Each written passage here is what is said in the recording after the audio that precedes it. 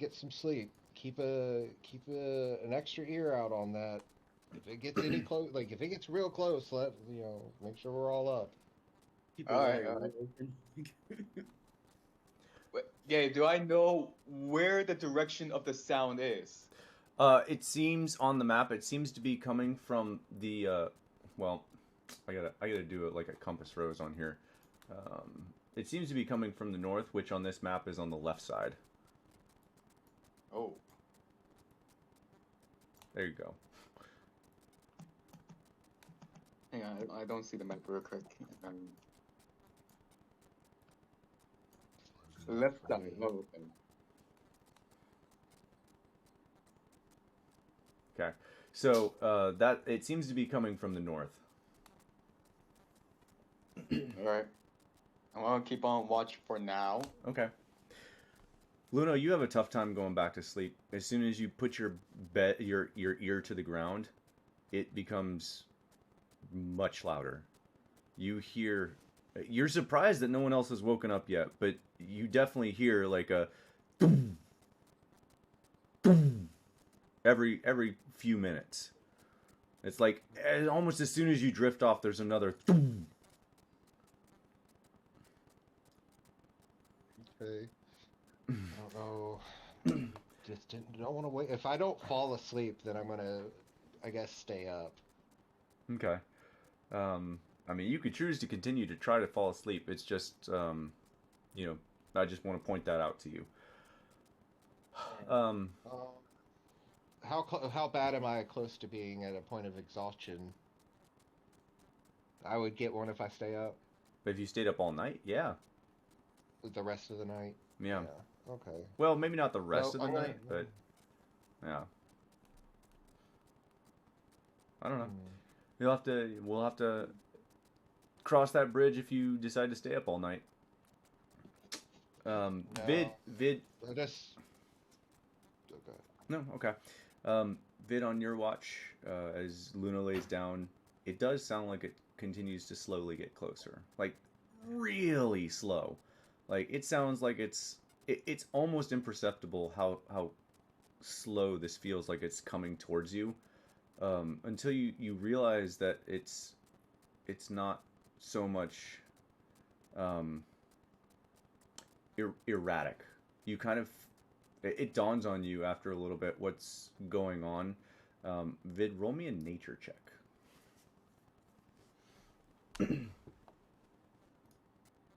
All right. Let's see. Nature check coming right up. It's a 5. Maybe it doesn't dawn on you. Yeah, so it still kind of dawns on you that maybe this might actually be a very very large creature, either close-ish to you, making footsteps, or far away, like doing some sort of like I don't know loud something on the ground, either beating the ground or stomping on the ground, or you're not entirely sure. You're fairly certain whatever this noise is coming from a very large creature. Mm. Because to be honest, I feel like I want to go. Outside the game, I want to go climb a tree and to see if this creature is what I believe to be a very large creature. But you don't have to. Because I have this. Yeah, you don't have to do that outside a game. Just tell me you want to do that. No, I'm just making my choice, or do not because they're. Snow is good. Yeah, let me climb a tree. Okay. Roll me an athletics check with advantage. You got them claws, man.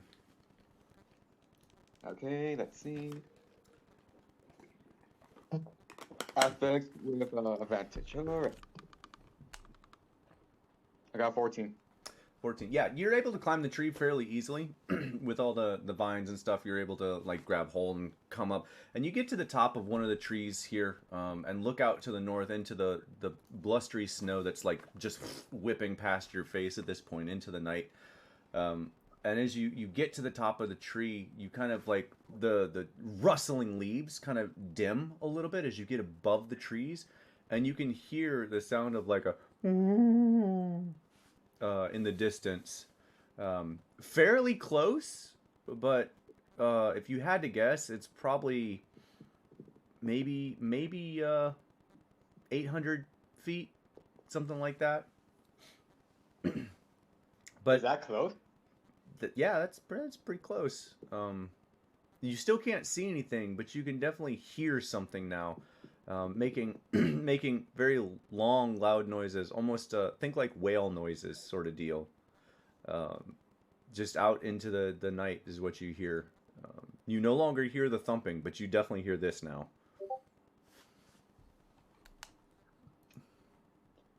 Wait, here, hold up a sec. Am I supposed to go back to the channel, or I'm here on the map? You're fine. Oh. So, with hearing that, Vid, what do you want to do? Wait, hear what? Oh, you didn't hear. It was making Vid would have heard like whale type noises coming from. Your best guess would be like 800 feet away. Well, since Luna was concerned about the noise, I'm gonna go talk to Luna and say, hey. I'm gonna go talk to Luna and say, hey. Like I keep like waking him up. Yeah. Yeah, he's already awake. Oh. Luna, I don't know if you know, but I think whatever that sound's coming from, it's getting a lot closer here. It's almost like it's coming towards here.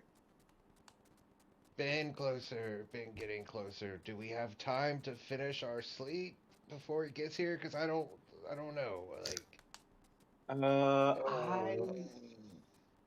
I mean, it sounded really close. I mean, it sounds close. It's not very close, but close. has the noise changed? Did I hear that noise, whatever? No. Yeah. Underneath the trees, you guys don't hear that at all. Oh. No. Yeah, it did make noise. It made like, I don't know, some sort of whale noise. Would he have seen any kind of light? No, there was no light. Okay. I couldn't see what kind of creature it is. I mean, it's Yeah. dark. I do have 60 feet of vision, but no, I just remember you say 800 feet. Yeah. So yeah, I Definitely didn't see it. Not in this light snowstorm, for sure. 800 feet. What? How many? Think football fields. Like, how far is that? 4 football fields. 4 football fields. Wait, 200 yards, 600 feet, 2 football fields. Oh, only 2. It was like 2.5. Okay, yeah, that's not far at all. No, it's not far. Yeah, I can think about it in that terms. Yeah. 800 feet, I'm like, that seems like so far away. well, Okay, fine. Maybe we need to get up and get moving. all right. I go wake. Since Luna's up, I'm gonna go wake the rest of the group up. Okay. Yeah. Yeah. You're waking everyone up. Vid wakes you up. What are you saying, Vid?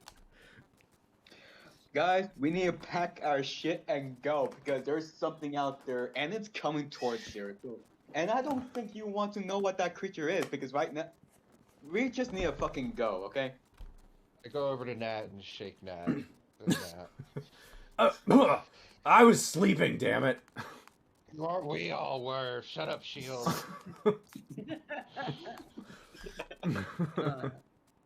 Nat's gonna ask, do we know what direction? To the north, It's the going to direction be- you're headed. Yeah, and I pointed that way with my phone. Nat's gonna immediately send Bruna flying that direction. Okay. Yeah. Okay. Has Brad noticed anything? Oh, Bread is not 800 feet away, but Bread hasn't. Oh, Bread's in the air. Bread. Yeah, I'm sorry. I forgot Bread would have been in the air. Yeah, Bread would have definitely heard the whale calls and that sort of deal. Is it like a horn or like a cry? It's a weird ass animal noise. Okay. So it does not sound like a horn. It does not sound like a horn. Okay. Yeah, It's as soon like as Runa clears the horn-ish, treetop- but it's definitely not a horn. as soon as Runa clears the treetops, Nat's gonna channel and use Runa's senses. Okay. Yeah.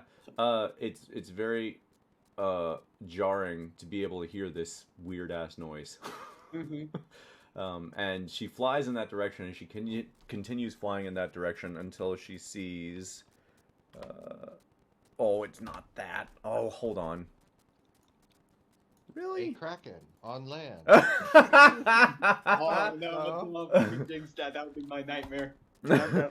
In the It's entirely possible. We've already discussed this. yeah. In the midst of the trees, she sees two large heads sticking up above the trees. That look like that. Oh, What? Oh, okay. I was like, is it an intent? okay. All right. Not what I was expecting Nope. to see.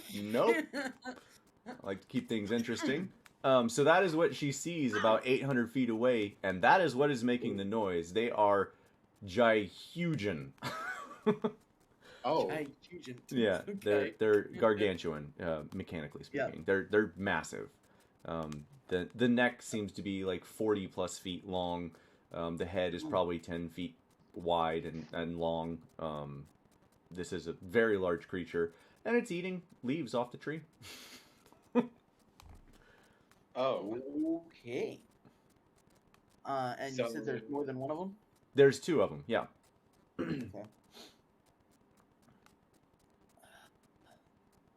Okay. So Nat's it's just just like start signing while she's still channeling, describing what she's seeing. Okay, yeah, that's like describing to you this creature. And Nat, for clarity, they do not look cold. oh. Okay. So I just woke up everyone else for no reason. It happens. That's a reason. That is definitely a reason. Yeah. Thanks, we cats. don't. Thanks, cat.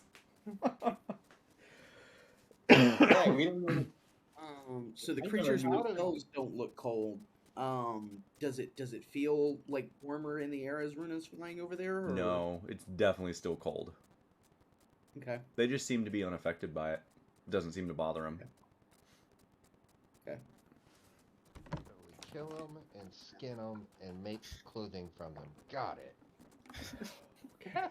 Don't know. Well, that turned quick. For one thing, we wouldn't need to kill more than one. Yeah. I think we would need to kill more than one just because the other one would probably be mad. Oh, way. Right. Ah, So We have no Fair. idea. But Fair. out of character, I'm assuming these things are eating from the trees, right? yeah, oh, I said that. Yeah, they are. Oh, okay. I heard you say they were eating. I didn't. They're eating leaves off the trees. Yep. Okay. I swear, I thought when you're eating from the trees, are you eating from the trees from people who are hanging or some shit? Like, what the fuck? It's Jurassic Park, man. They're eating Right. people from trees. Okay. So they don't appear to be dangerous, other than being large. Yeah. Yeah. Best guess, they're probably 100 feet long, each of them. Oof. Okay. Yep. They're very big. Well, what do we do, guys? Do we just chill or? Does it look like they're moving slowly in our direction? Yeah, the weird rhythmic noise that everyone would now still be hearing is their footsteps every time they move to a new tree to look for more food. They're just eating. They're grazing. That's all they're doing. They are moving in your direction, but it's like a nonchalant meander kind of deal, slowly headed in your direction. It feels like we should probably move, if only to stay out of their way so that we don't accidentally get trampled. I don't feel like there's an urgent need to move because they're going to attack us. Yeah, they don't look hostile at all. They No, definitely she's saying haven't that noticed to you. Luke. Oh, So- okay. Sorry. I mean, and what's the condition of the place that we found? It's the warmest place that you guys had found all day. Yeah. But I mean, like, I forgot what you said it was. What was it, like a building? No, No, it's so just a it's just clearing in the a woods that sheltered blocks all the clearing. wind that's being pushed down okay. this tunnel of a path. Yeah. Okay. I was gonna say, because if it was a building, then obviously they avoid it, but that's not the case. Oh, I don't Actually, know. that's a good question. Are they leaving some kind of trail as they move? Oh yeah, you could definitely see their footprints for sure. Okay. So we would have noticed that if they've been this direction. So it sounds like this is their first time through here. Or first time in a while, at least. Yeah. Especially with the snow, you guys would have definitely seen large ass footprints with all the snow and mud that would have been there when you guys were making your way up. Huh. Although I to be mean- fair, it's possible it may have been covered by the snow too. That's true too. Well, in our path, we have not fallen down into a crater. Yeah, correct. I don't know. I don't feel urgency. Yeah, I'm with you on that. I don't feel urgency, but I just don't want to be stepped on. But I don't think I'm going to be able to get back to sleep with this. Yeah, by this time, they're probably a bit closer to you. You guys can feel the ground vibrating every time they step. Ugh. Yeah, And the horses are definitely jerking more every time they step, Okay. just like and they seem restless too. Okay, maybe we just need to move forward and like rest some more after we get out of their path. Well, if we're going on our continuing on our path, we're gonna go right past them. Yeah. I mean, the only other way is back, and they're going that direction too, correct? So, I mean, I think we just need to get past them. I don't think they'll do how anything to us. Sorry. Go ahead, Zoc. Let's just go back to sleep. They're what? Tree leaves eaters? They're harmless. Like good. It's okay, just go back to sleep. Yeah, but if we're in their path, they might step on us. Plus, we need to get the horses. Like, if we can get the horses past them, they'll start relaxing some more. I mean, they're probably smart enough to not stepping on, or are we in a cabin, right? They're probably smart No, enough. we're out in just woods. Oh, Yeah, that's I missed that part too. So yeah, we're just in woods, like a covered-ish area. Yep. So they wouldn't think twice to step on it. Yeah, the closest thing we have to a cabin is like Nat's tent.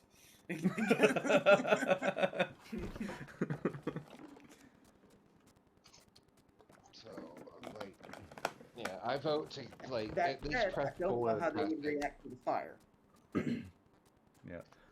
If they even notice it. Yeah, Yeah, their heads are kind of high up there. Their heads are above the trees. They may not even see it. Yeah, I think we should move. I think we should definitely move. Because Barry, what do you think?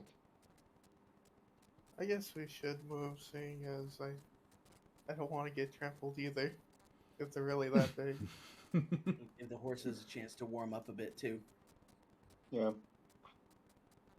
Outside game, I do not want to get trampled on just like King Kong. Just like in the movie King Kong. All right, so you guys unpack camp and start getting everything on the horses and moving on top of the Yeah. horses, or are you walking the horses, like leading the horses? Probably a good idea to lead the horses, at least until we get past these things. Okay, Yeah. Yeah, up to you guys. All right. that sounds That's good. what Nat's gonna do with her horse. Okay. I'd rather Yeah. not be reared off it. Mm-hmm. Okay. And just so we stay on this map here. So that's going to be the size of you guys, but let me go ahead and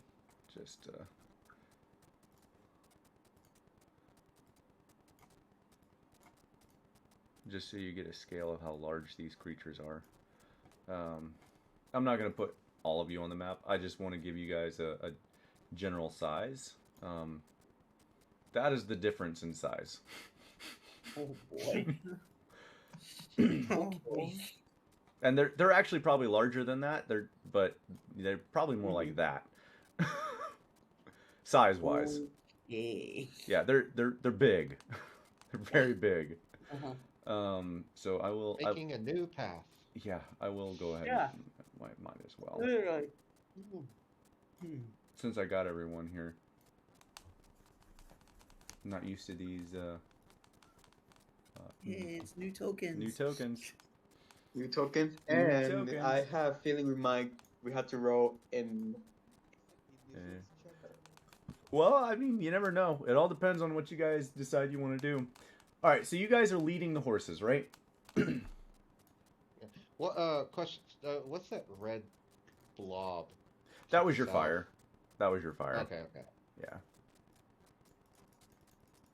Done. Okay. All right. So yeah, you guys are leading the horses headed towards these creatures that are basically in your path. Well, there's a ridge up there to the north. Yeah, or let the me. east of us. That's more accurate to their locations. By this point. Yeah. Okay. If we can make it between them, yes. Yeah, that's what I would suggest. Okay. We can get up past them at least. Okay. Just for If our clarity. horses won't let us, I would suggest like making it up to. Hold on, let me see if I can grab my guy real fast. We can- Each one of these squares make is 10 feet. Okay. Would we Movement be able to wise. make it to this little spot right here before they get to us with their speed that they're moving? They're not really moving towards you. It's more of once they eat what they want, they move on to the next tree down the path. So Okay. they move very, very slowly. Yeah. So if you guys are walking even, you would probably beat them before they move from the tree. Okay. Let's see how. Like, I would like to try to. I don't know if everyone would join me on this, but try to move towards where my token is and see how the horses are reacting. If not, if they're going too crazy, I suggest we tie them to the tree because like there's no just pulling these horses. Yeah. Like And tie them to the tree so that they can't run away until these guys get past us. okay. Surprised you guys don't want to like ride these things. I Okay. do. I was just thinking it might actually be a good idea to ride them past these things. Oh no, I think he's talking about riding the dinosaurs. Yeah. Oh. Yeah. Gotcha. I'm surprised. I was just surprised that hadn't come up, but that's fine. All right. So yeah, you guys, as you guys bring the horses closer and closer, they do begin to freak out more and more. Their nostrils start to flare. They start to pull back a bit with every step. Anytime one of them steps, there's just a loud, and the horses like pull back from you real quick, almost jerking ropes out of your hands in some points. Yeah, it's all you can do to get them up to where Luno's at. Okay, yeah, no. I start tying the horse up to like a sturdy tree. Zoc, because you're a small creature, I need for you to make me a strength saving throw. Right, yeah, I'm really good with that. Yeah. Yep. Or oh Jesus. I'm still gonna take the strength saving throw. If you fail, I need you to roll an animal handling check first. If as we're moving, if I notice him having any issue, I'd be like, Barry, help him out. Okay. I'm Oh my still God. asleep. Yeah. I'm asleep. Yeah. A 0 and a 4. You're rolling well tonight. Barry, help him out. Okay, I'll help him out. Roll animal handling, please, or strength. Uh, Either one. Strength, I would assume, would be at advantage because of his. This is his- technically advantage for whichever one he rolls. Okay. Yeah, because like he's got that super strength. Powerful build, yes. Yeah. He also. Yeah. Oh, that's true. But he's also got like a -2 strength. He Yeah, does. that's why I'm It's like, freaking hilarious. you know what? Normal strength. It's all about the dice. It's all about the dice. You know what? Earlier I didn't work. Why not again? Yeah, why not? Oh boy. Oh boy. 7. Oh no. All right, so that's animal handling. Okay, so Zoc, as you get closer, your horse starts to freak out, and he starts to pull you back. You grab it with 2 hands and try to like hold him in place, and he starts dragging you on the ground back. Luno sees that, yells at Barry to like, Barry, go help him. And Barry comes up and tries to pull as well. At the same time, another foot drops, and the horse rears back and pulls both Barry and you up into the air. Do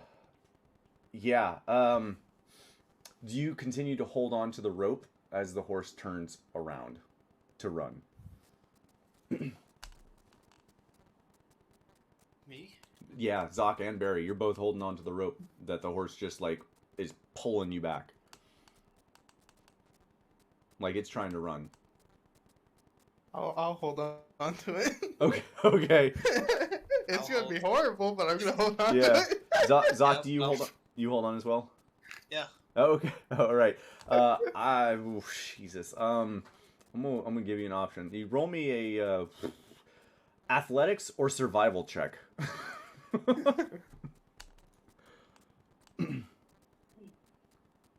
Probably worse at athletics, but I'd rather do that. Because it just sounds more accurate to what's going on. You know, if you'd have chosen strength, you'd have never rolled that 6.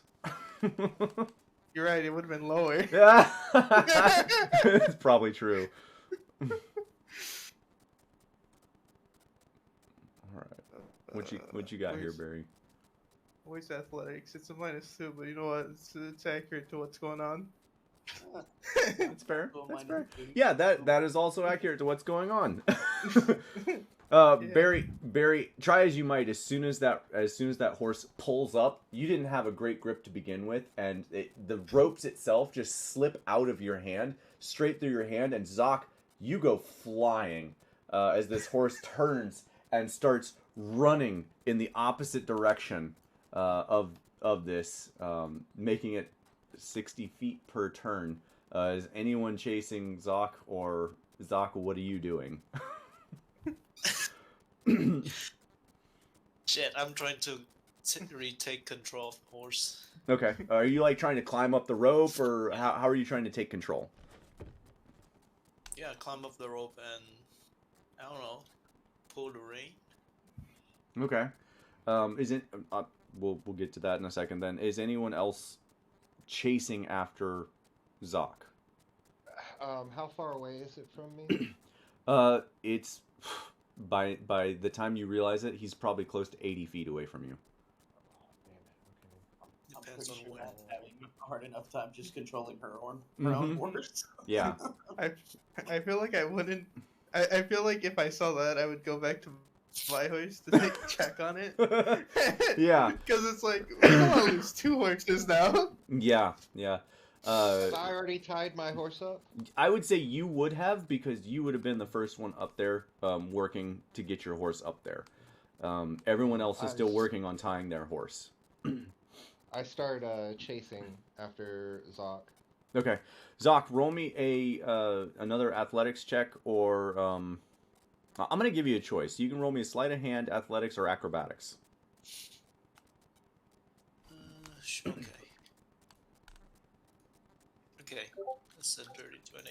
Dirty 20. All right, yeah. So you realize what the heck's going on, and adrenaline just surges through your body, and you just climbing all the way up to the nape of the horse. You stick your feet onto the ground just in time and do this like cool Legolas move where you like flip from the ground up onto the top of the horse and grab the reins and start pulling it to the left, and the horse starts slowing. You do manage to get control of this horse, and it stops moving, but it is roughly 100 feet away from everyone else at this point. Alright. Fucking horse. Go back to the... Alright, you trying to lead it back? Alright. Yeah, go back to the group. Oh god. Cook you Alright. tomorrow. So Luno, you start chasing after. You're pretty slow. Roll me animal handling, Zoc, and see if you can convince this horse to go forward. Hey, I'm actually the fastest in the group minus Vid. Oh my god. Yeah, Vid, you get on the horse and with the the lead that you have, not the reins, because you guys are leading the horses. There's a difference if you're not aware. So since you don't have actual reins on it, you're having to use the lead that you had on him. As you pull towards where you want him to go and like kick into him, he kicks back. He I need you to roll me a dexterity saving throw as he attempts to kick you off of him. Alright. Oh yeah, before I do anything, I want to tell you since I level up, like you asked me, I want to tell you two new abilities I have. Hang on, there's one I like.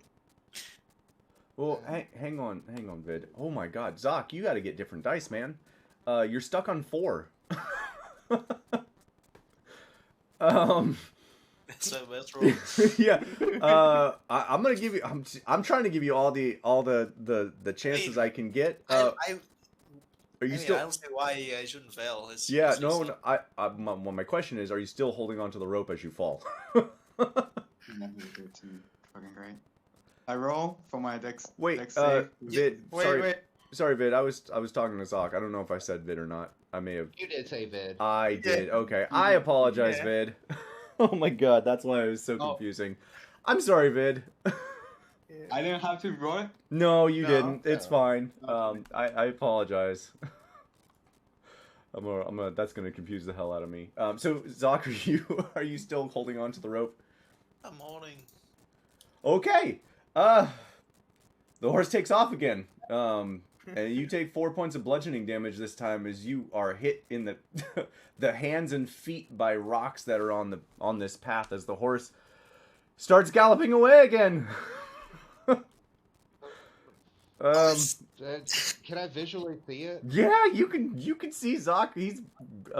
He's a blurry mess at this point in the snow, but he's almost outside of your vision at this point.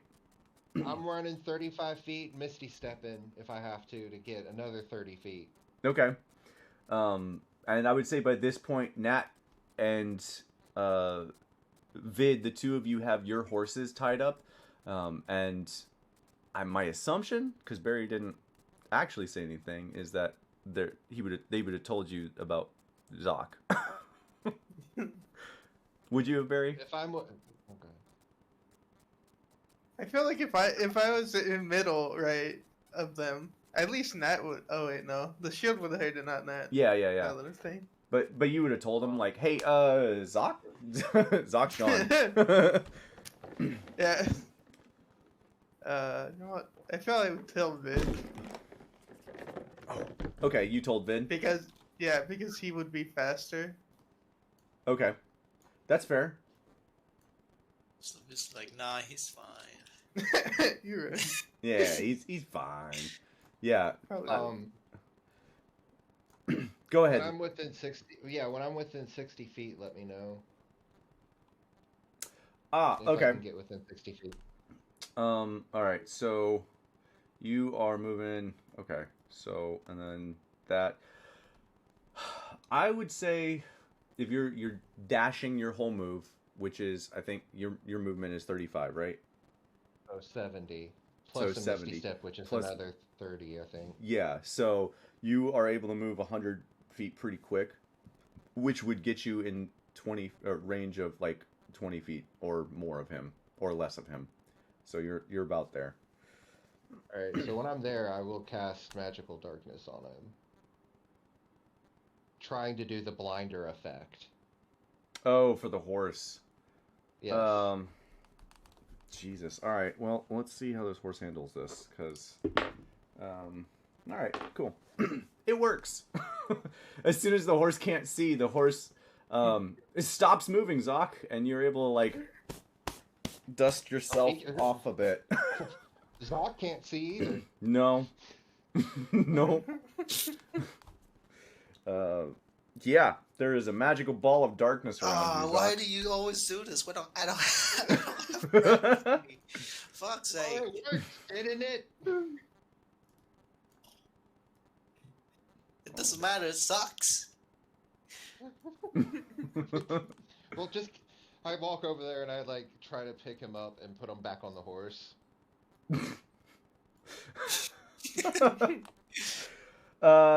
Yeah, the horse startles as soon as you try to put him up there. It's still pretty damn freaked out, and especially since it can't see anything, having something randomly land on its back freaks it the hell out. Zoc, make me a dexterity saving throw. Gonna go on forever. Dude, Oh. yeah. Oh, okay. All right. So Zoc, you're kicked off this time again, but you were just kicked off, so you feel it happening. You're ready, and you like tuck and dive and land squarely on your feet. Even though you're not sure where the ground is, you managed to do so. Yeah, technically, I guess that should have been with disadvantage, but that's fine. And yeah, Luno, so you're in the bubble with him. Yes. Trying to grab a hold of the rope now. Yeah, it's easy to grab the rope. The horse isn't moving. It's just still freaked out. Try to calm it down. Just like, but just relax. It's okay. It's okay. Okay. What is everyone else doing right now? Nat's kind of hunkered up next to the tree with her horse and Luno's horse, trying to keep them calm Okay. where they're tied up. So, All right. and watching these monstrous things, monstrously large things get closer slowly. Yes. And Barry and Vid, what are the two of you guys doing? I think I'm gonna I think I'm gonna do the same as Nat was doing, like just calming the horse down, and yeah. Okay. Barry? I think I'm still tying my horse to the tree, honestly. I would say by this time you're done. Okay, then I probably would also calm down the horse, honestly. Because Okay. I don't want it to do what Doc. All right. Everyone except for Zoc, roll me animal handling check. Oh boy. Wait, See if you can calm these horses down. Okay. What are the chances of me animal horse? Actually, I have a +1. Barry's rolls, man. Barry's rolls. It takes him like 3 rolls to get warmed up, and he's like, nat 20, nat 20, nat 20. Someone's getting that. Yeah, it's a good thing. Oh, it's such a good thing he got a nat 20. Oh no. Yeah. So Nat, you're pretty good with animals. You managed to calm down both yours and Luno's horses. Vid's over there like slapping it in the neck, trying to calm it. Like, calm down. And Barry's like just walks up, like moves you out of the way, like strokes the neck, looks back at you like this. And you managed to calm both yours and Vid's horse. Luno, can you make an animal handling check as well? This is the important one, in case you're wondering. I feel so bad. Heck yeah. All right. Yeah, Luno, you're finally able to kind of calm this horse enough to where you feel like you could drop the dark bubble and try to lead it with Zoc back to the tree line. I was about to deafen it if I had to. Which I can do both, actually, which is pretty cool. Yeah. All right. So you guys, we can save a little bit of time here. You guys, with Zoc and Luno, you guys make your way back to this tree line. And by the time you do, they have moved a bit closer and everything. The horses are still kind of freaking out as they get closer and closer. It is becoming more and more difficult to maintain their cool. Are you guys literally just waiting to see if they pass you without doing anything? I think that's what we're going for, yeah. Okay. Consensus on that? Just making sure? Yeah. Yep. Yeah, because Okay. horses aren't gonna. Yeah. You guys wait. and kind of wait out the storm, as it were. And it is still storming, snowing out. And as the feet come closer, you all can feel the shaking on the ground as they step closer and closer. Just the that sort of deal, just vibrating the ground around you. And every single step, these horses are just yanking and pulling at the ropes and trying to get out. And I need to roll. 1 second.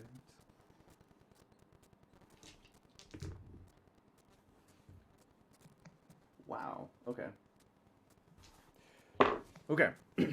So as they continue to pull, and it is fairly dark, but you guys notice 3 of the 5 ropes that are tied to these trees begin to fray as these horses continue to struggle to pull away.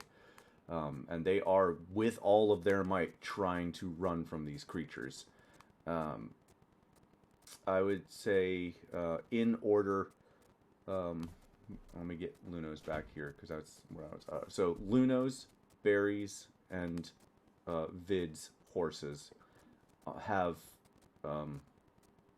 just about frayed their ropes by the time you notice it. The ropes have just been either worn on the tree, or they're just starting to pull apart from the power of these creatures. And they continue to try to pull themselves away as these creatures continue getting closer and closer. Do you all continue to wait? I need the darkness again, guys. I can just take a nap in here. I don't think that would cover all of them, though. Yeah, I don't think it would cover all the horses. Yeah. What'd you say, Vid? Like deafen the horses. Well, they'd still feel it in the ground. You guys can literally feel the steps at this point. Yeah. The whole ground, the earth beneath you shakes with every single one of their steps.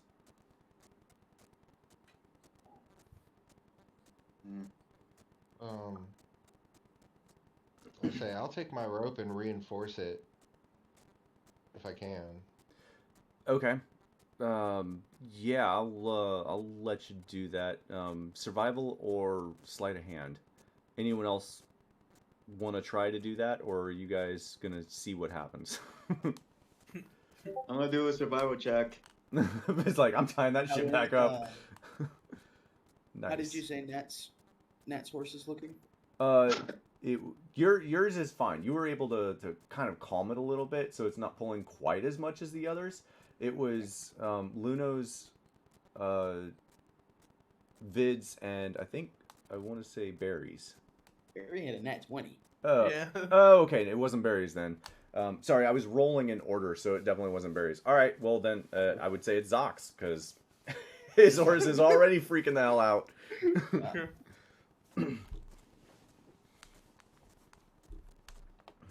Apparently, it's pick on Zoc night. So Zoc, are you gonna wait to see what happens with the frayed rope, or are you gonna try to reinforce it?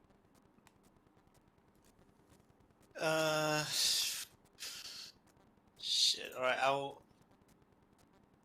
I'll wait. Zoc's like, I want to ride these things and I need a reason. Okay. Luno and Vid, you guys managed to see this rope starting to fray, and you tie rope to one side just above the fray and back to the other side of the tree so that it is taut against the good part of the rope. Both of you managed to do that just in time before the rope snaps free. Zoc, I'm going to roll one more time. Yep, dice never lie.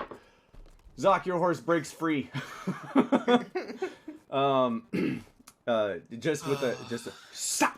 Just snaps, and your horse rears back and just starts running as fast as it can into the south, down this path, away from you all. I want to kill this horse. Do you have anything on the horse? I would say probably not, because you guys were leading him. Okay. If you guys were riding it, probably. might just be good enough to let it go. You can ride with one of us. All right, I'll fucking spite Eldritch Blast his ankle. Oh my god. I fucking hate this horse. I'm God. not gonna let him do that because he might alert the giants and they would probably get scared and probably try and. Oh, too Like, late. Already done that. Okay. So you go to shoot it. Vid, how are you trying to stop him? I still want to know how you try to stop him. Kick him in the face. Oh my god. Alrighty. Well, this should go well. Okay. So, Zoc, as the horse gets about 40, 50 feet away from you, you throw out your hand to shoot both Eldritch Blasts, I'm assuming? Just like... Yeah. Yeah. Okay, go ahead and roll your attack rolls. We'll see if you actually hit it. Vid, go ahead and also roll your attack roll. This will happen after the bolts have already left Zoc's hands. Alright. I'll kill them all. Unless, Zoc, you just want to take this in the face. Oh, what's your AC? Oh, that doesn't. You so you go to hit him, Vid, and Zoc, you see this coming. How do you move out of the way? Just duck down. He tries to hit you in the face. Zoc's like, oh yeah. Oh, that poor horse.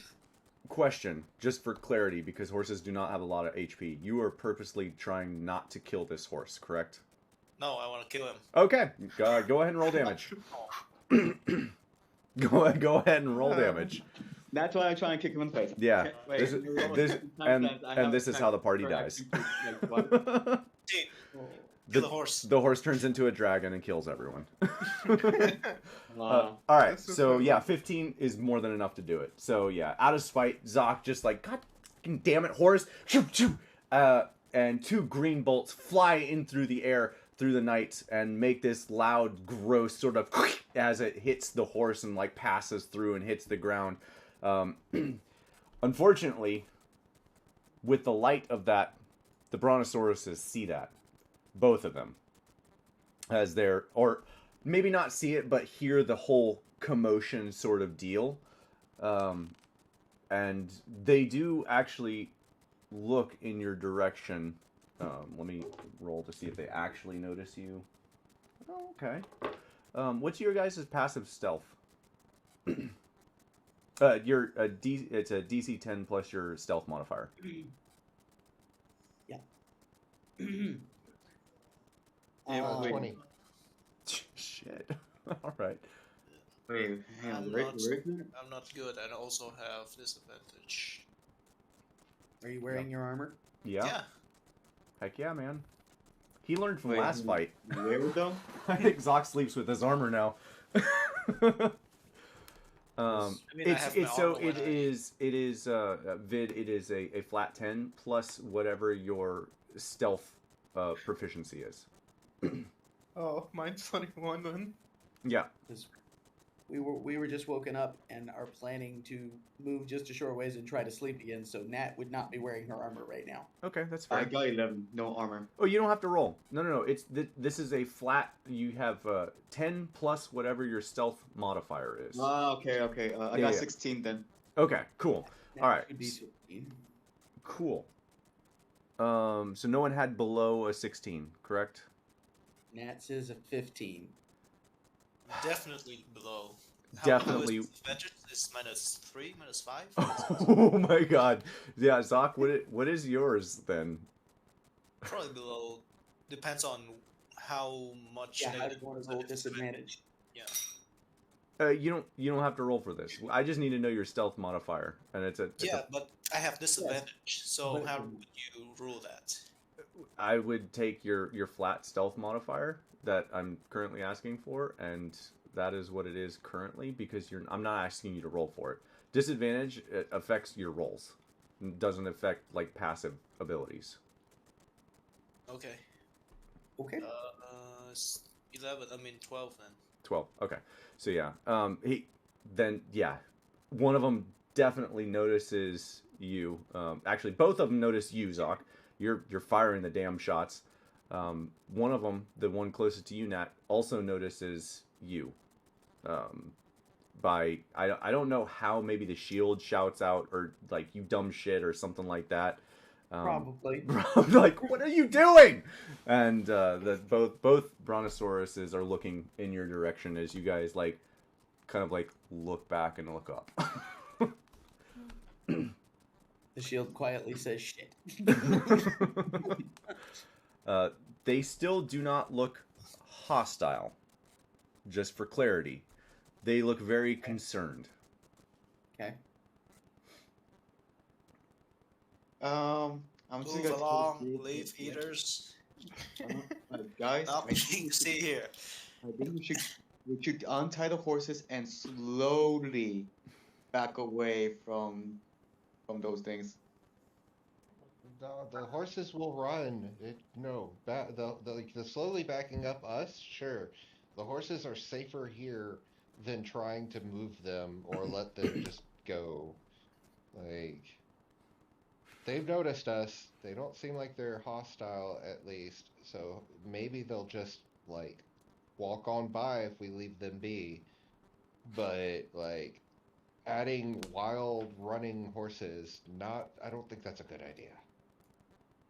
Yeah, like the one that and we wouldn't want to give Zoc anything else to shoot. Yeah.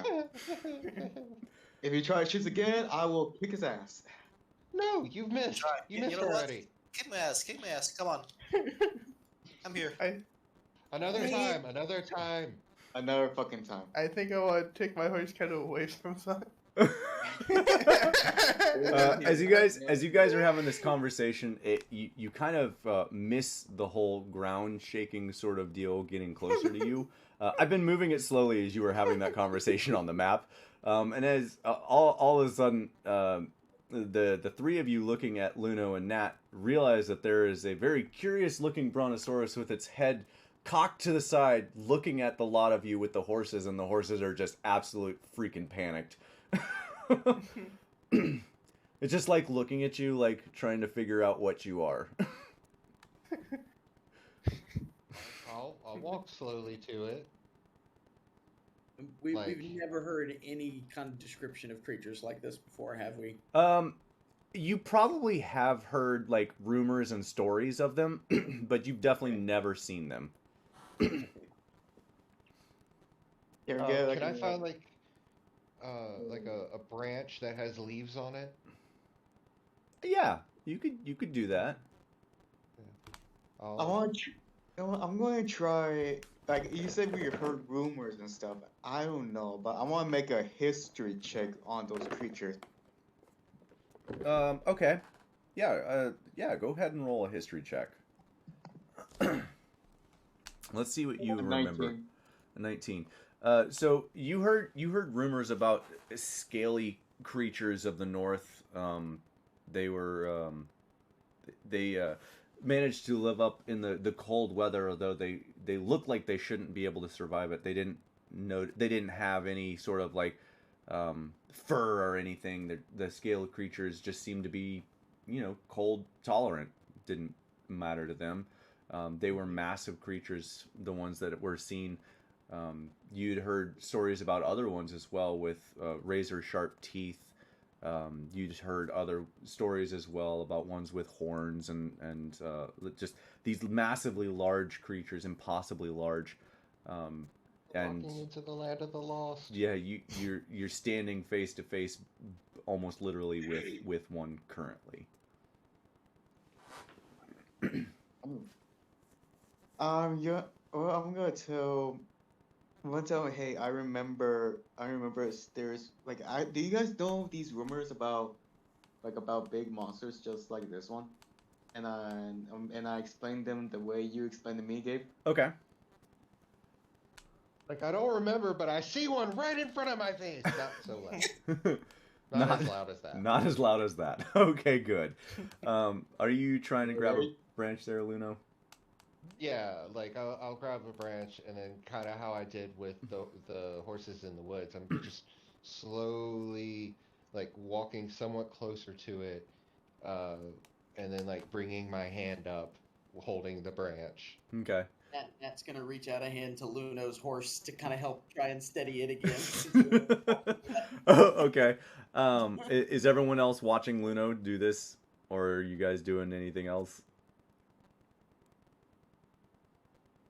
Oh, That's watching. okay. Luno, See what you grab a branch and What you got? you make your way up towards it. Roll me a animal handling check. As you make your way up, and it kind of like tilts its head one way and then tilts its head the other way. And as you get closer, it Oh no! No, it was a 1. Oh boy! So I'm happy No. with the 7. yeah. Yeah, As that's probably you better answer. as you get closer to it, it lets out this into the night, and it's followed by a secondary response, and you hear more footsteps coming towards you, and look up and you see the second one over the trees, looking down at the lot of you, and they continue to look at you for a moment, Luno. I'll stand still. I'm not gonna make any more movement forward. Yeah. What'd you say, Nat? I was saying they're probably close enough and loud enough that we could probably feel that sound as it Oh, does. absolutely, yes. Yeah, Nat, you feel it through and through your bones. Okay. If you don't move or do anything else, they lose interest and begin walking away from you to the trees. The trees with the horses? No, to the trees around you. Okay. They're going back to eating. Okay.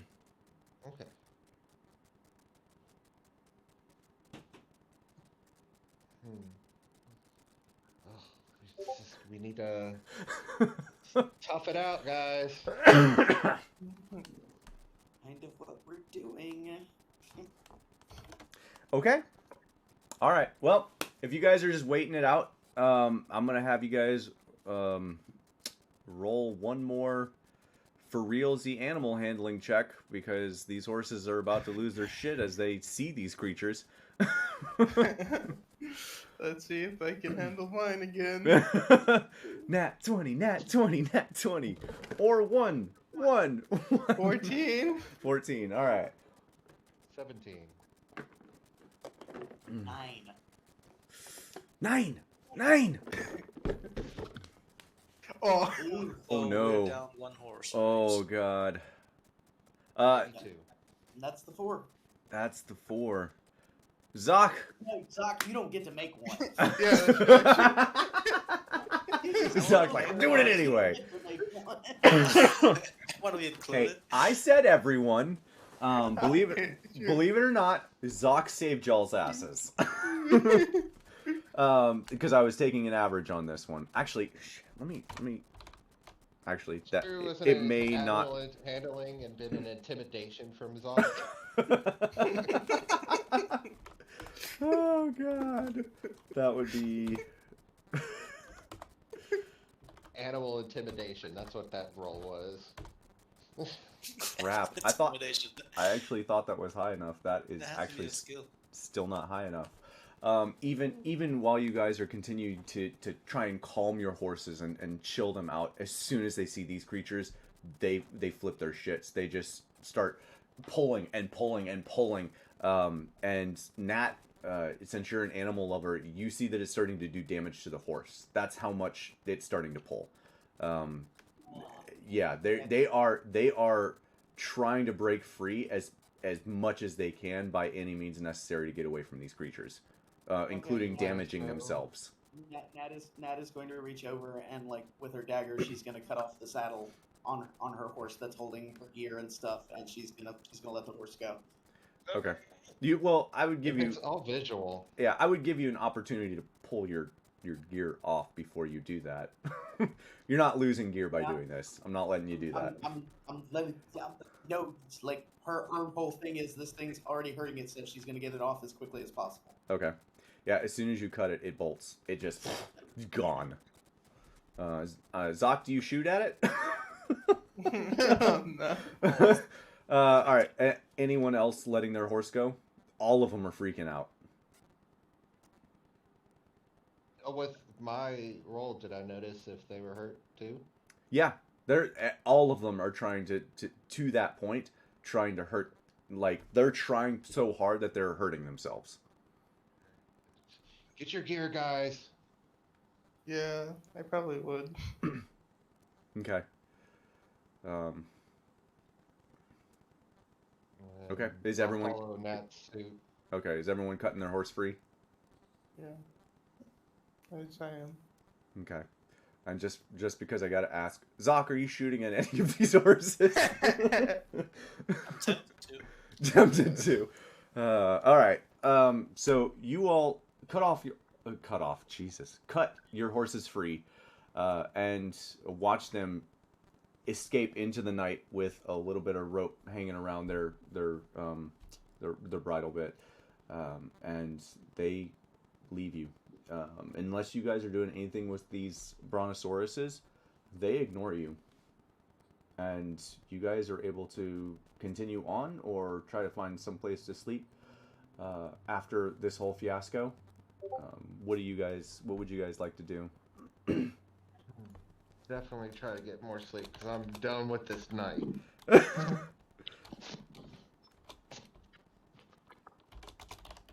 You just didn't want us to have horses anymore, Gabe. honestly, out of game, there was a way around that to not have your horses freak out. If you'd have rode like headlong straight into them as fast as you could, I probably would have. You'd have had one. You'd have had one animal handling check, and that would have been it. Our rolls do not look good for that. Yeah. Okay. All right. Honestly, before they got close to us, I was thinking about it, but I was like, no one else is gonna do it. Okay. Might as well not. Yeah. Vid, everyone cut their horses free because as soon as the horses started freaking out, they started like pulling on the rope so hard it was like digging into their skin and causing themselves damage. Oh. So would you have cut your horse free too? Yes. Okay. We kind of figured as much. So yeah, all of your horses have run. You guys still have all of your gear. I'm not that mean. And unless you guys are doing anything with the brontosauruses, they continue to eat and they meander off to the south. So these are the things we're gonna have to start dealing with. Some scaly lizard beast fucking These things. things are the things that might hunt them. I didn't even think of that.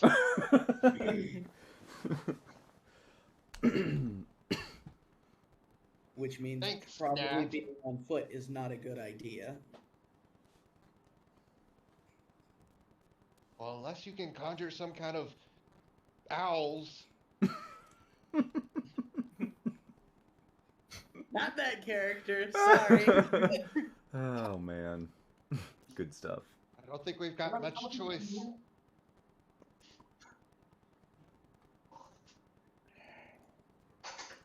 All right. So what's the consensus here? What does everyone want to do? Are you guys continuing through the evening, through the night, or are you guys going to go back to your campsite and try to get some sleep? Nat looks at the brontosauruses thinking, what if? But has no idea how you would even try to control such a creature.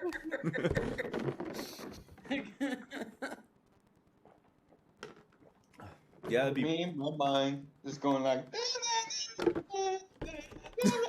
Oh God. All right. I need to know though. What you guys doing? We want to press on from here or go back to the campsite? It's better we go back to the campsite. Looks like they're going to ignore us, so.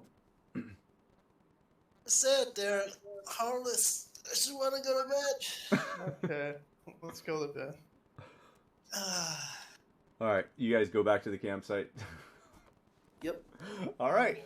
You guys head back to the campsite where you started, and you guys, everyone except for everyone except for Luno. Luno, you get a short rest. You do not have exhaustion, but you also do not get a long rest. Just use it. which shouldn't matter too much Why because would Luno not get a long rest? he was on the first watch and he couldn't go back to sleep For after second watch. second watch, and he could not go back to sleep after Vid took Gotcha. watch because of all of that. Gotcha. Okay. And to be fair, it still takes a while for the pounding of the feet to go away enough for you guys to not care. Nat, you sleep like a baby. Well, she'd still feel it. Yeah, for a while, yeah. so. You'd still feel Okay. it, but it would just be feeling, not also noise. But yeah, all right. So everyone except for Luno gets a long rest, which shouldn't matter because you guys have had like 4 days of long rest. And we'll head back to the map. Where I've lost 2 sorcery points and a spell slot, What? but that's okay. Wait, why? Yeah, darkness and then Oh, that's Misty Step. right. Yeah, you did cast some spells, didn't you? That's Go- okay. go I back only to- lost a single spell slot. Go back to U Island. Uterus. All right, so you guys, everyone rests, sleeps, wakes up completely. Your gear, or if you're in a bedroll, you wake up completely covered in snow the next morning. It's about 2.5, 3 inches deep. It's a bit of a trudge as you guys get your gear up and get things going. It is very cold, and yeah, and you have no horses, so you're gonna be slow moving at this point, moving through the snow, especially you, Zoc, because you are shorter. So the 3 to 4 inches makes a huge difference. It's basically up to like your mid calf. Fuck, might need a piggyback. Right. And you guys continue to head north for the next day or so in the trudging, gross ass snow mixing with mud. It does not melt. Over the next couple days, it increases in size. You get another 2 inches in the next 2 days as you guys continue to travel.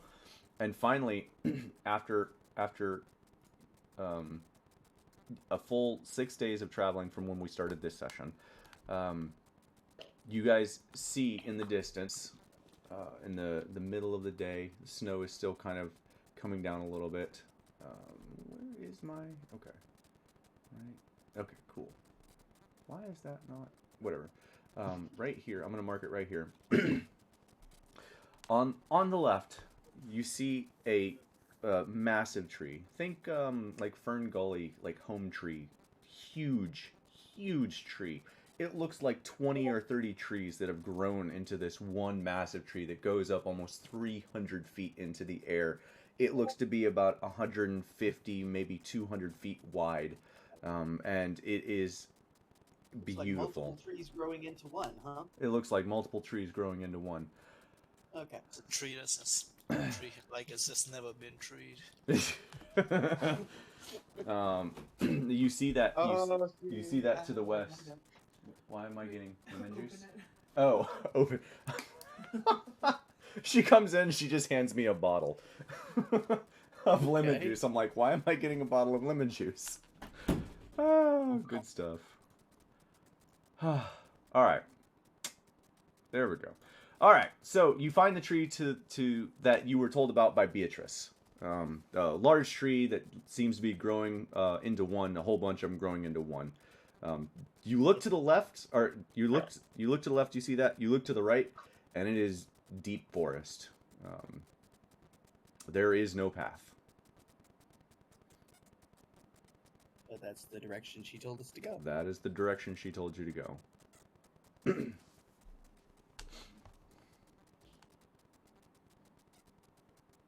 All right, let's go then. Trojan. This just keeps getting better and better.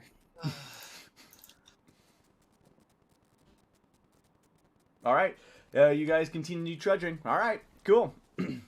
Excellent. Excellent. All right. You guys head into... Why does that keep deleting? I don't want it to delete. All right. You guys head east into the woods. I would like for everyone... We're going to do a group survival check. One, because it's cloudy. There's not really a sun to track where the direction that you're headed. You know which way you should go, and you know the general direction, but I need for everyone to roll me a survival check to see if you guys can maintain heading in the same direction over the course of the next several hours. I swear to God, one day I'm getting keen mind. You know, you keep saying that, but. Oh God! Oh my God. Keep saying that. All right. Deep down, no, So, it's- I kind of wish you guys couldn't see the rolls now. Assume you guys don't know who rolled what. Nat, Okay. once you guys get about an hour in,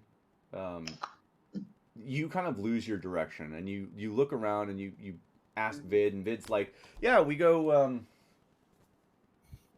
this way," and looks at Barry, who's like, "Yeah, I think yeah, we go this way," and then he looks at Zoc. Zoc's like, "Yeah, we should definitely go this way," and Luna's like, "No, we got to go this way.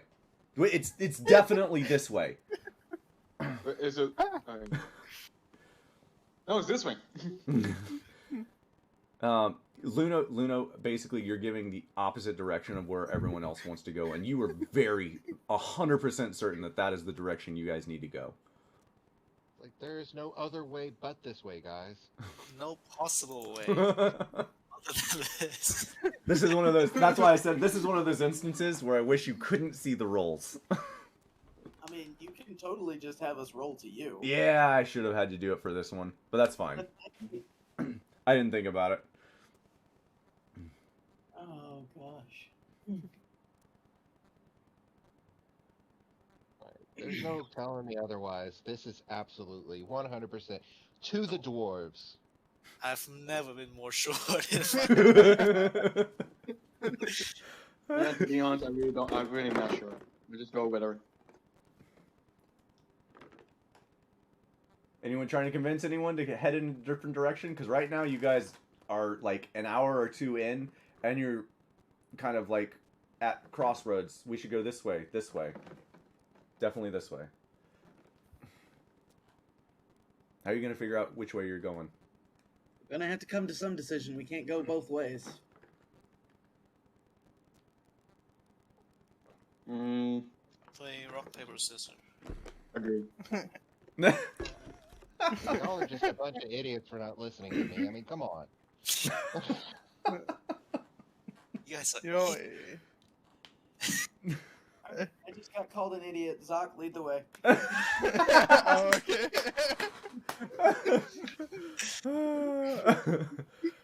All right, Luna. Looks like it's a near unanimous vote, or minus you, it's a unanimous vote to go the way of Zoc and Whatever, Barry. We're gonna die. We're gonna die, I guess. Let's do this. my words. All right. Yeah. With your nat 20 there, Zoc. You do know which way you need to head. You guys do continue heading east until you get to another little like. It's like a weird little intersection in the forest that seems to be It spans out into an opening, and you can see into the opening that there's like this small little almost silver lake. You can't tell if it's like frozen because of the ice or if it's just that color in general and it's liquid. It almost feels like it's moving, but it definitely isn't. But this is definitely the path that you need to go, and it's the easiest way to cross, but it's also the most unsurest way to cross. You guys cross this, I'm gonna say like White Lake, or you guys continue moving around it and head into the woods. It'll take you more time, but it's up to you guys. Mm-hmm. Well, before we try to do anything, Nat's gonna like try to poke it with the butt end of her spear and see if it's like actually solid. It feels solid. It definitely feels solid. And so by this time there is snow on the ground, and as you get there, you stab it in there, and it feels solid. You hit it all the way, and it shoves through the snow and hits something hard underneath it.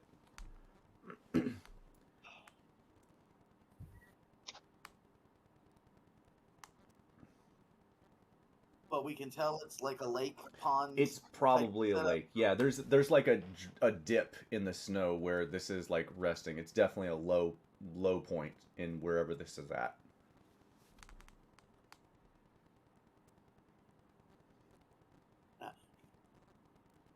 Now I'm just kind of like, okay, would we even know it's a lake, or would we just assume it's a valley? I don't know, maybe. Yeah. If it's covered in snow. Yeah, that's true. I didn't even think about that. Yeah, it is covered in snow, so maybe it's not a lake. Oh, this is an awfully conspicuous clearing. Said this is the right way, right, Zoc? Doesn't look suspicious at all. All right, let's go. All right, Okay. you guys cross. Tired of this cold and snow. I want to get there. Okay, you guys cross the lake. Yeah. That's when that's. All right, yeah, you guys cross over the lake without issue, and manage to save yourself another encounter. So you guys spend the next probably day and a half heading east into the woods towards the mountains. Every so often you kind of see up, and you can see the mountains are getting closer and closer as you continue in this direction. Once you made it past that really thick, deep point, they kind of start to thin out a little bit as you get closer and closer to these mountains. And eventually you get to the edge of a clearing, and there is actually a path that you make your way to that comes into the forest and stops at the forest. So you walk out and you're standing on a path, and you're like, huh, I guess this was the right spot. And it almost looks like, well, it's snowed on, so it doesn't look like it looks like snow. It looks like a path of snow. And you can see in front of you, a ways up, there's a stone archway that comes up and stairs that lead up to the left. Towards the mountains. And you guys are like right here at the mountains. Does the architecture, does the workmanship of the arch and the stairway look familiar at all? Familiar, no, but it does look dwarven in origin. If you had to guess. That's what I meant by familiar. Then yes, it looks familiar. Because that is quite familiar with dwarven stonework and Yes, craftsmanship. it absolutely looks familiar to you, Nat. Okay. Well, that's a dwarf path if ever I've seen one. Good job, Zoc. Yeah, I still think we're going the wrong way, guys. Like, I think we're being tricked. Yeah, Luna. That's fucking hilarious. Yeah, At least point us in the right direction when we find them. I love I was gonna say, that. this isn't dwarves, this is gnomes. Yeah, Luna is still like, no, guys, we still need to go back. I don't know what this is, but this isn't right. I mean, we can go check at least. All right, yeah, you guys head up the stairs and through the archway and stuff. Yep. Okay. You guys head up the archway and through the stairs, and as you turn the stairs, you can see it opens up into this like almost 150-foot clearing into what looks like on the sides mountain hillside. So there's a large flat clearing. There's a big burning fire in the center of this, and on the far side, probably 120 yards from you, it looks like a large stone archway with a sealed stone door. There are several dwarves on the outside, and outside of this, in this area, it looks like a small market. People are pretty sheltered right now because it is very cold, but it kind of looks like a bit of a market.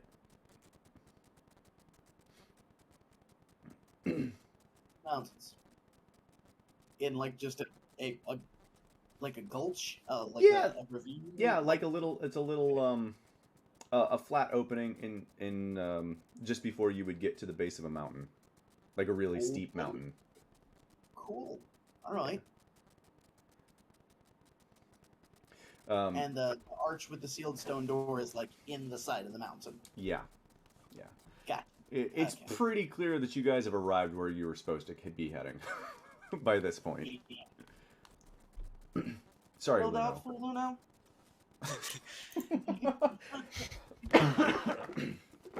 Like, hey, gnomes and you know what? It's kobolds. Kobolds built this.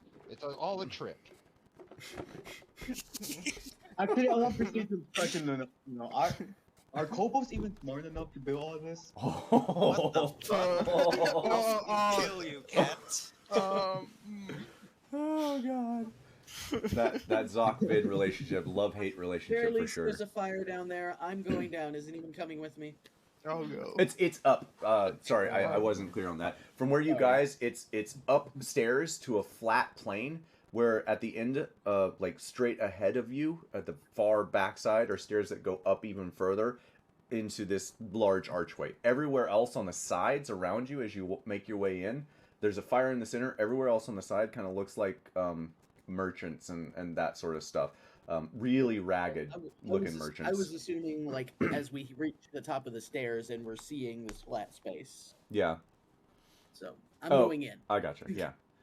I want to get warm.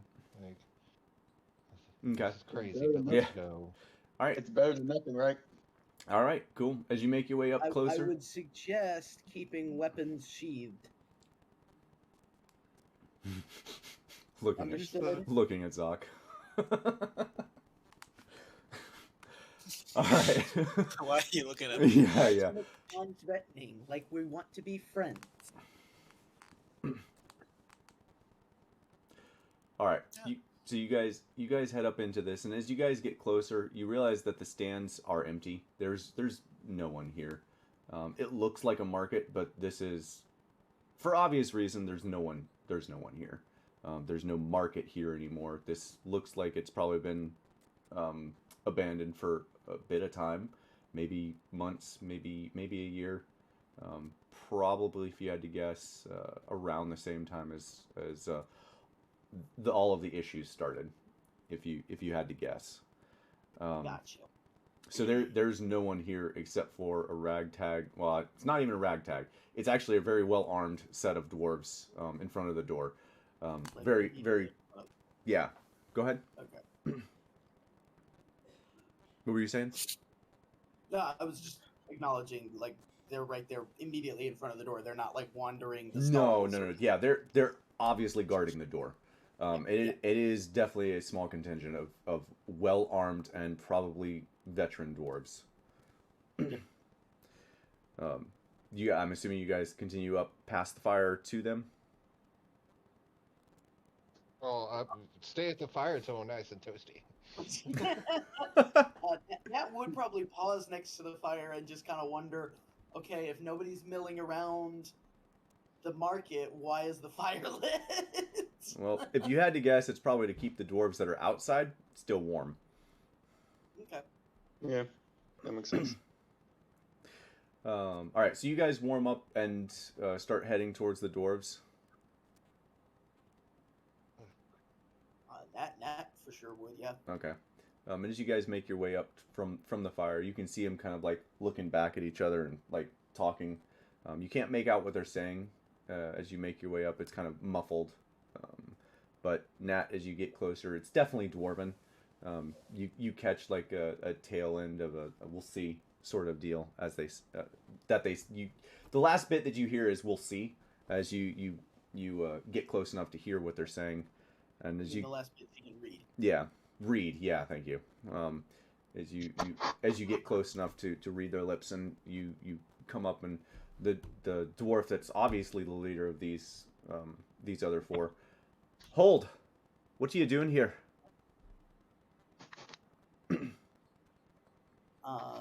Nat's gonna start with sign as the shield is translating. He does not know sign.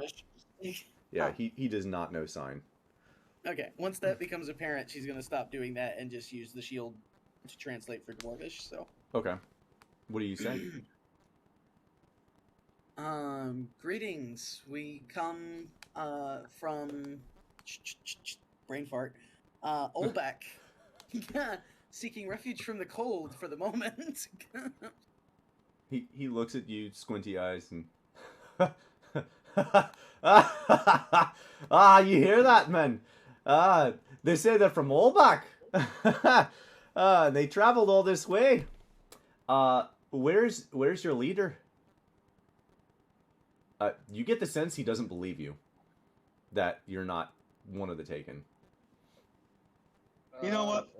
Like, first of all, when he said that, I'm just gonna get my bag out and show him the sealed parchment. That's proof that's from Olbak.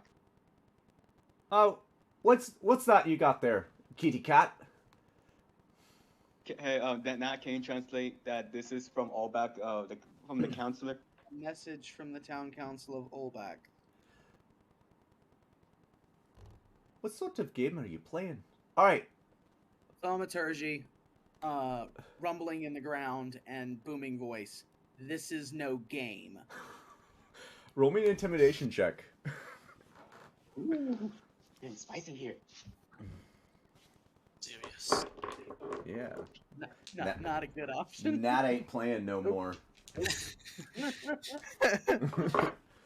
Wow. I'm gonna just Nat, stop rolling. It's fine. They're very well seasoned dwarves. And he just kind of like holds up his hand to his men who has started to like draw weapons. No need, gents. No need. No, that's quite a voice you got there. But you mind if I see you? Her mouth wasn't moving because it wasn't her voice. Yeah. No. He's recognized that he's talking to the shield, but he's looking at you. Now, you say you have a writ or something from Olak. You mind if I see it? Sure, and I hand him the sealed parchment.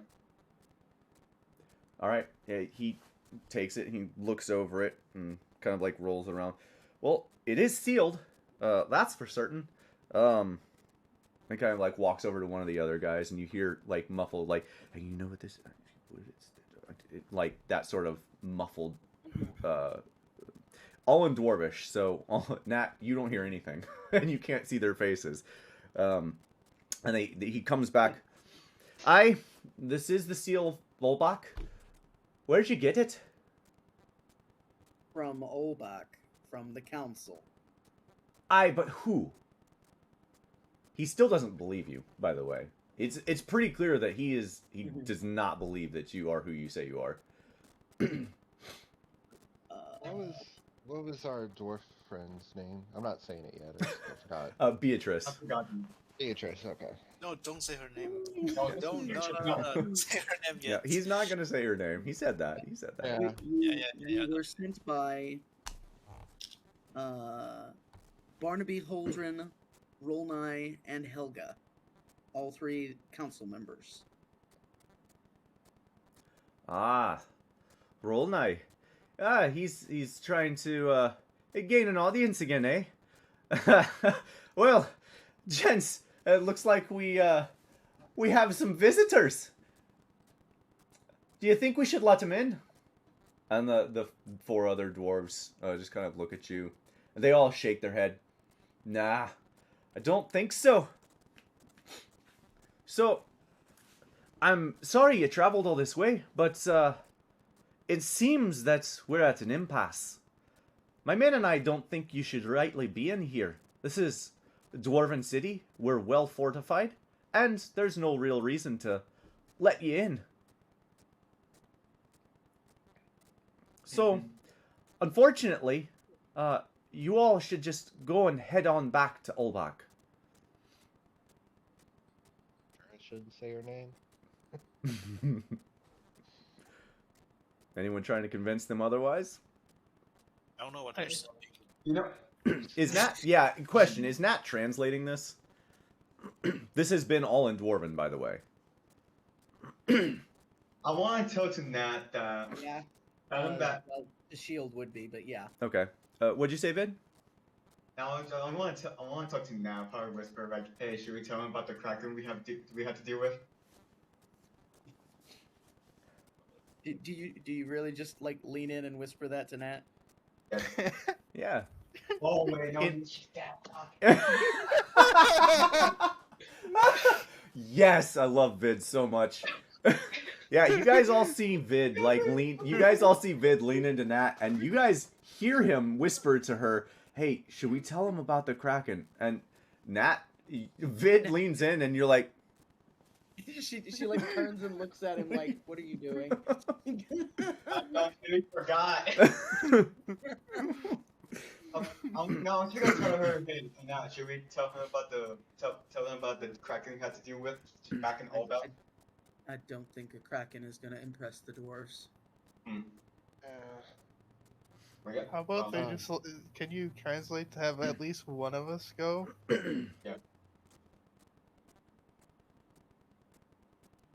Yeah. What? Like, what do you mean, Barry? Like you have like one of us go if we're not very trustworthy, and have the rest of us head back down at least, so they feel we're safe.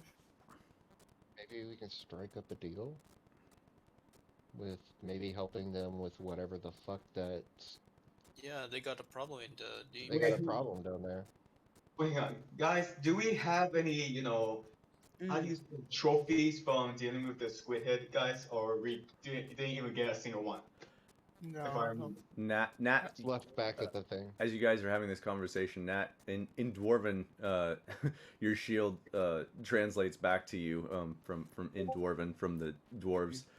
All right, you all should head on. I don't know what you're talking about, but definitely you need to leave before things get ugly.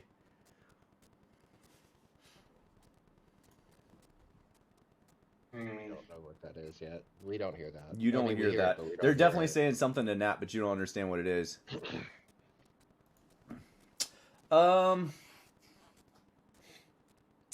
Honestly, Nat, I would say no, solely because they were a mercenary class, a mercenary band, not necessarily a clan of dwarves, if that makes Okay. sense. That's fair. Yep. Okay.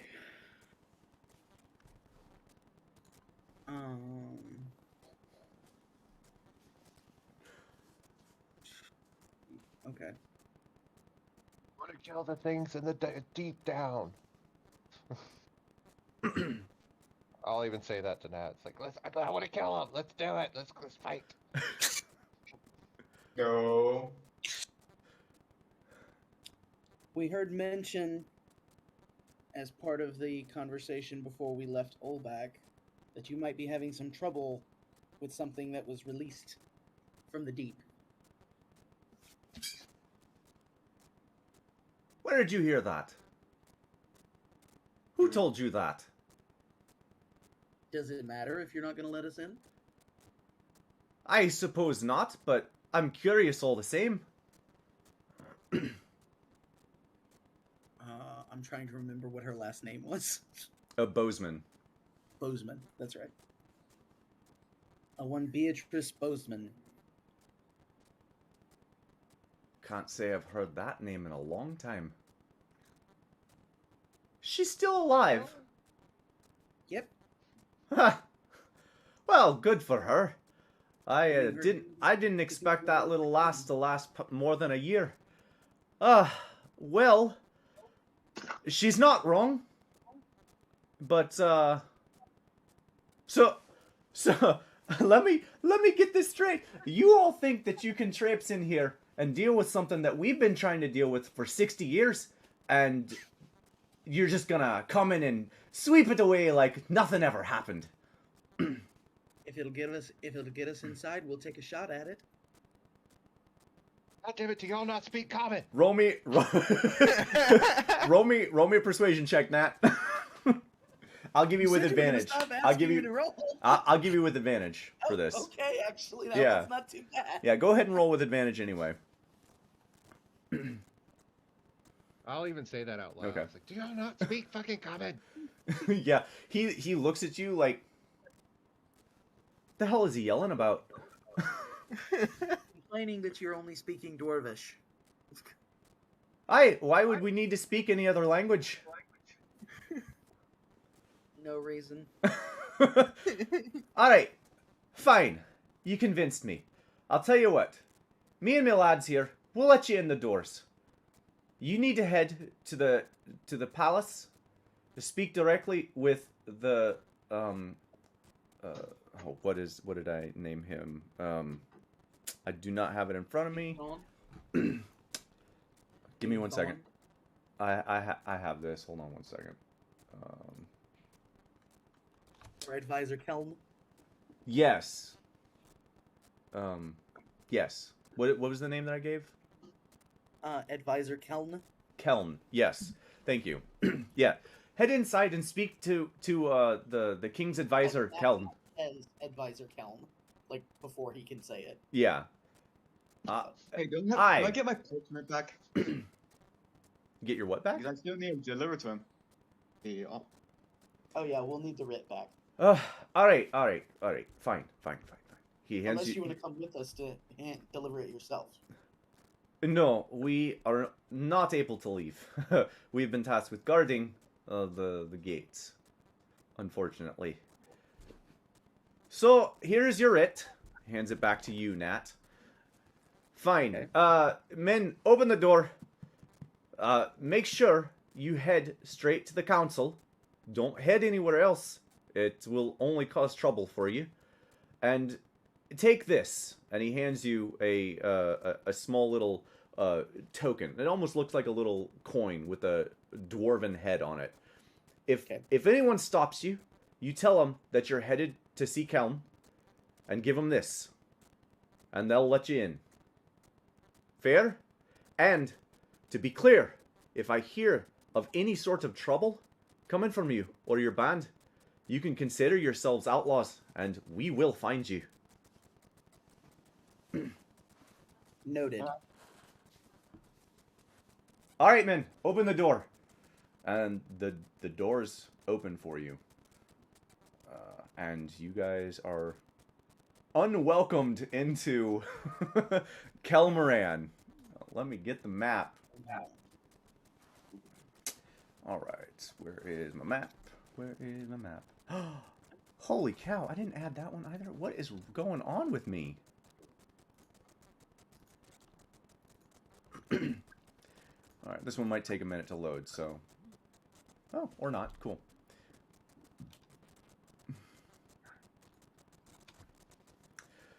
So, you guys head in at E. I'm going to circle it here on the map for you.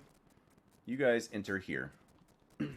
As you guys enter, it's pretty clear pretty quick that these dwarves are amazing craftsmen.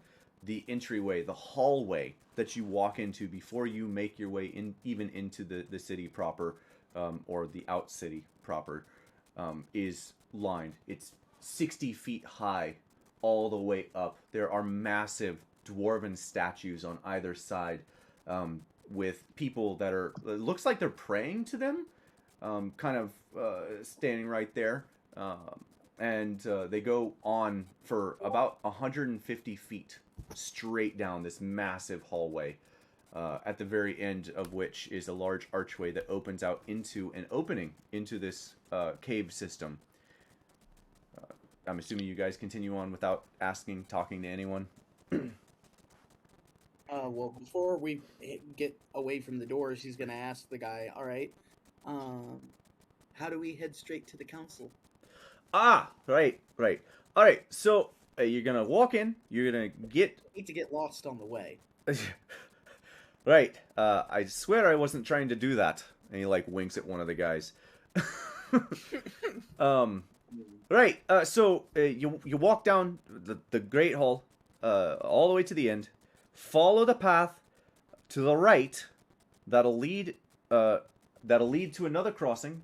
Take a left and follow that till you see the ferry. Take the ferry to where there is a placard that says, "To the council," and follow the signs to the council.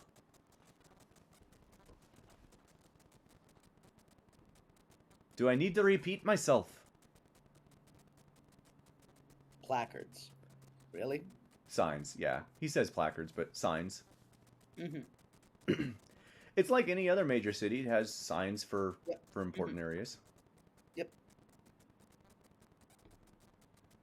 So, down the Great Hall, left, right, ferry, follow the signs. Uh-huh. Should be pretty easy for you. And he gives you this big smile.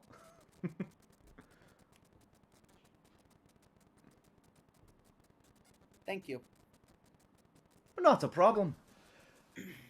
And as you guys walk in, they close the doors behind you with a loud, like, as the doors close behind you.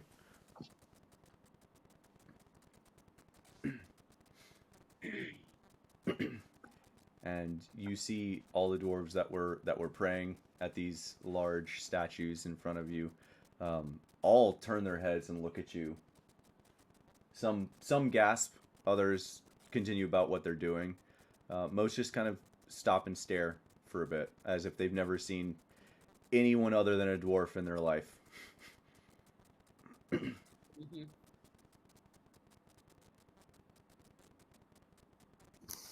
You all continue on? Yeah. Yeah, I have no idea what's going on, so just following the dwarf the speaker. directions before we move away from the spot Okay, so Nat gives you all the directions. and clarify. No problems. Understood. Best Yeah. behavior, at least until we actually speak with the council, with Advisor Kelm. No trouble from me. For now, I don't have any problem with them. Looking at Zoc, you'll find something to have a problem with. I know. I repeat, best behavior. I shouldn't have to remind you that we are significantly outnumbered here. Hold off on the alcohol, cat. Yeah.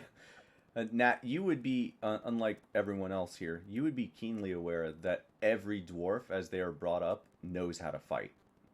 Every single dwarf. Yeah. So punch the babies. Got don't. it? Yeah. That's about the only thing that's So we kill about them the only before they thing that's grow not up. going to put up a fight here. Yeah. Don't punch the babies, though, please. Actually, that's a fair point. Nat would have probably shared a good majority of what she knows about dwarven culture Yeah. over the course of traveling. Actually, that would be a good. Now would be a good time to do it. And you could tell them about what Beatrice told you as well. I need to go to the restroom, so the perfect timing. Explain away. Oh, gee. Okay, thanks. You're welcome. All right, cool. So some important things to note. One, she would definitely explain the from childhood, like as soon as a dwarf is able to walk, they're taught to fight. So yes, we are significantly outnumbered as far as able warriors currently. So you're saying we only attack the one that cannot walk? Oh god. No, that is No? not at all what I'm saying. I'm saying don't attack anyone if you can avoid it. Yeah, if we have to attack, we attack the ones that can't walk. You're being obstinate. I'm just being silly. Carry on. Are you though?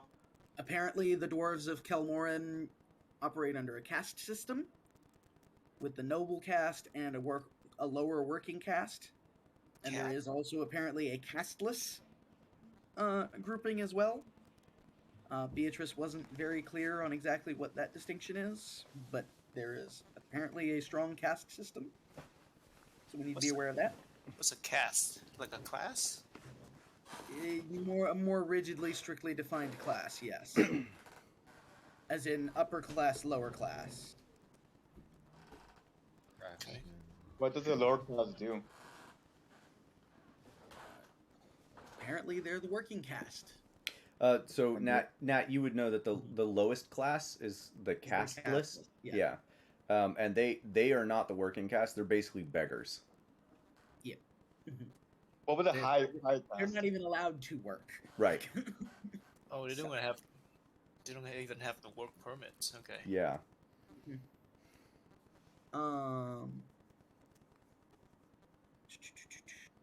They don't trust topsiders, as we can obviously see. They are also not religious. Apparently, they don't follow any gods here. They follow what they refer to as paragons, who are like the best of their people. Nat Dragon Age. with that. So. Oh, good. Someone got that reference. Oh yeah, Dragon Age 100%. Yeah. Oh, I hope you're ready for it because this is totally going to be a Dragon Age quest. Oh, great. I have played but never passed Dragon Age. I got the Dragon Age 2 in Xbox 360. That's where my You're about to have to. I've never played Dragon Age. It's so. it's worth playing. Crash course for everyone. Got it. Yeah. Yeah. Oh, and apparently, at least according to Beatrice, if it's still the same leadership, there's King Thrawn, who she said ruled justly, and his main advisor is Advisor Kelm, who have now been sent to go speak with. Wait till we meet Sandal.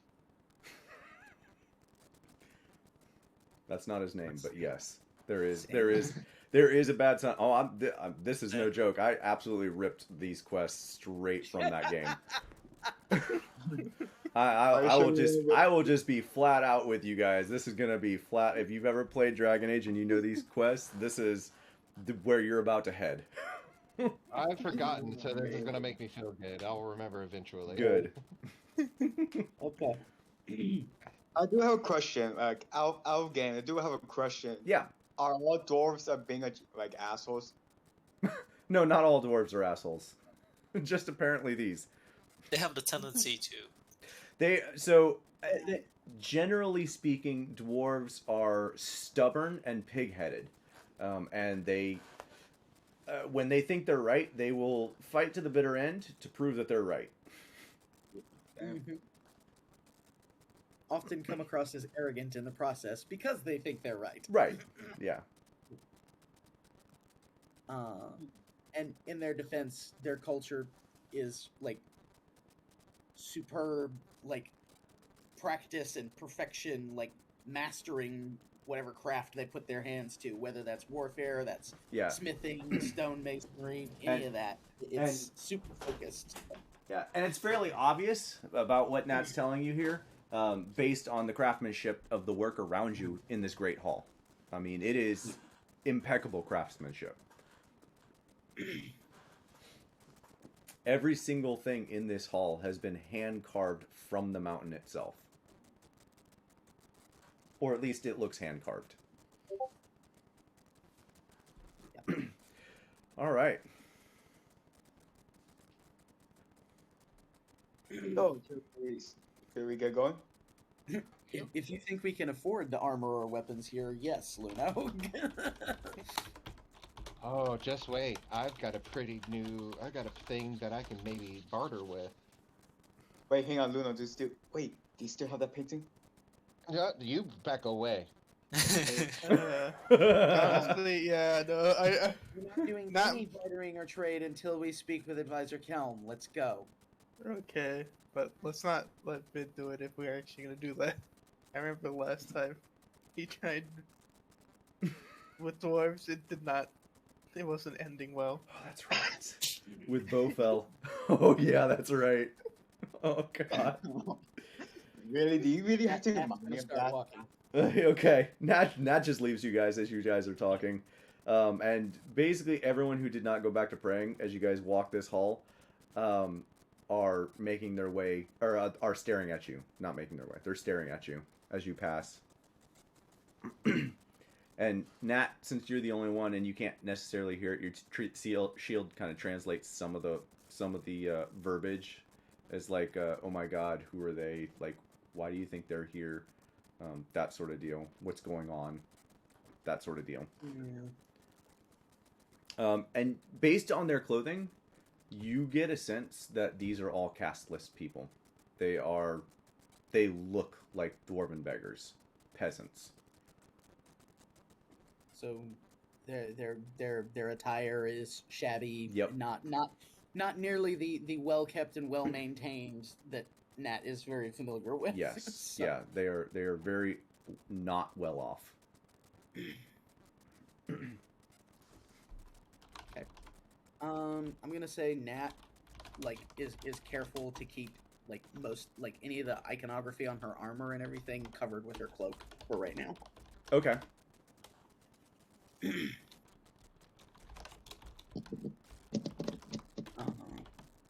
Yep. Okay. She's gonna stop after a little bit, turn around, and make sure the party is following her. Is everyone following Nat? I'm That's a good question. I'm not touching nothing. Gonna be a good boy. Okay. She's gonna mentally tell the shield, "Tell me if they start doing anything." And keep walking. Okay. So unless anyone says anything, I'm gonna make the assumption you guys are all following Nat. Yes. Yep. Okay. You guys make your way. I'm gonna zoom in. You can make your way out of the great hall there, as it were, following his directions. You take the first left. You take, man, I said that wrong. You take the first right. Take the first left. That's the way directions he would have given you. Okay. Yeah, sorry, I said him wrong. So take the first right. Take the first left, and you find a ferry that is sitting there waiting for him. And as you get to the ferry, there is a dwarf there with a large great axe behind his back. Looking at you as you make your way, and he draws his axe as you get up. What business have you at here? We're going to speak with Advisor Keln, and she's going to pull the token out and show him. He yanks the token away from you and looks at it, bites it to make sure that it's real, holds it back, looks at it a little more. Aye, fine. I suppose you'll be wanting the ferry then, eh? Yep. Very well. All right, get on. Let's go. And you guys take the ferry. Boop, boop, boop, boop, boop. Yep. All the way to the middle section here, where you get off, and he looks at you. All right, so if you want to get to the to the the ruling council, you'll he like. You need to take a left, and then the first right. Go a little bit further, take another left. Go about 2 blocks, take another right, and then... Fuck off. Yeah. And he just... yeah. He gives you this long-winded explanation, and then you turn around, Nat, and you see a large sign that says Ruling Council pointing that way. Thank you, sir. Very helpful. Aye, We'll be no on our problem. way. I'll be here all day. And he starts heading back. So from here, it's fairly easy to follow the signage. You get off the ferry and follow the path all the way to where the fastest path possible to the ruling council. As you make your way to the base of the stairs, you are stopped yet again by 2 more dwarves, both wielding great axes, both in full plate, ornate armor, and one of them comes up, holds his hand up. What are you doing here? Meanwhile, just keep in mind, literally every dwarf that you've seen thus far has either stared at you, run away from you, or you guys have been stopped like 3 times by other guards asking you why you're here. Just on the way to this place. Oh my god. Yeah, they do not trust you whatsoever. And you have yet to see anyone other than a dwarf here, just for clarity. You get to the base of the stairs, same sort of deal. What are you doing here? You hand him the token. Yep, same deal. He looks at it, like, dings it with his axe, looks at the other guy, tosses it to him. He checks it out, bites it, throws it back. All right, fine. All right, I'll... Ulfin, go take him. And the other guy walks over to you, Nat, since you're leading everyone. Follow me. And he walks up the stairs with you. He looks back like every 5 to 10 stairs, making sure that you guys are still right behind him. Makes your way up there. He is stopped by 4 other armed guards, and he looks back at you. They're here to see Kelton. Show him the token, and he shows you. You show the token, yeah. Same sort of deal. They pass it around to all 4 of them. They all 4 make sure that it is a valid token, give it back to you, and you guys are led inside this massively beautiful building. think like if you've ever seen pictures of like the Vatican or just this massively sculpted building that is just it's been hewn into the rock itself. There's crests that go up 200-300 feet into the air. It's just for show. There's nothing. You're pretty certain that they're solid block, but it looks beautiful. And you make your way inside, and just as you saw with the long hall, there's another lengthy hall with paragons, you would assume, on either side, making your way down this hall. And at the very end, you can see there's a throne, and there's a fair line of people at the throne area. And as you make your way inside with the armed guards, all 4 went with you, by the way, plus the other guy. Okay. You come inside, and there's a gasp from some of the people as the 4 armed guards walk you up past everyone else. And one of the leaders speaks to the guy sitting in the throne. My liege, these people have come from topside to speak to Kelm. And he just gives this sidecock smile. Oh, really? They're coming to see Keln, are they? What business have you with Keln? Nat, roll me an insight check. Oh my god, Yeah, I know it's annoying, but once we get past this it, fucking bureaucracy. Nat, roll me an insight check because you're the only one that speaks Dwarvish.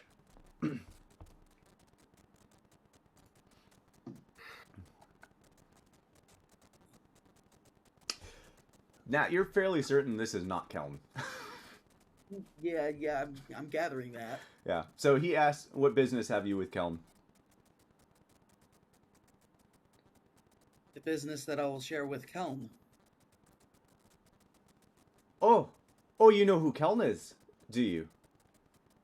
Pretty sure it's not you. He kind of like looks. Oh, we have a surreal talker here, don't we?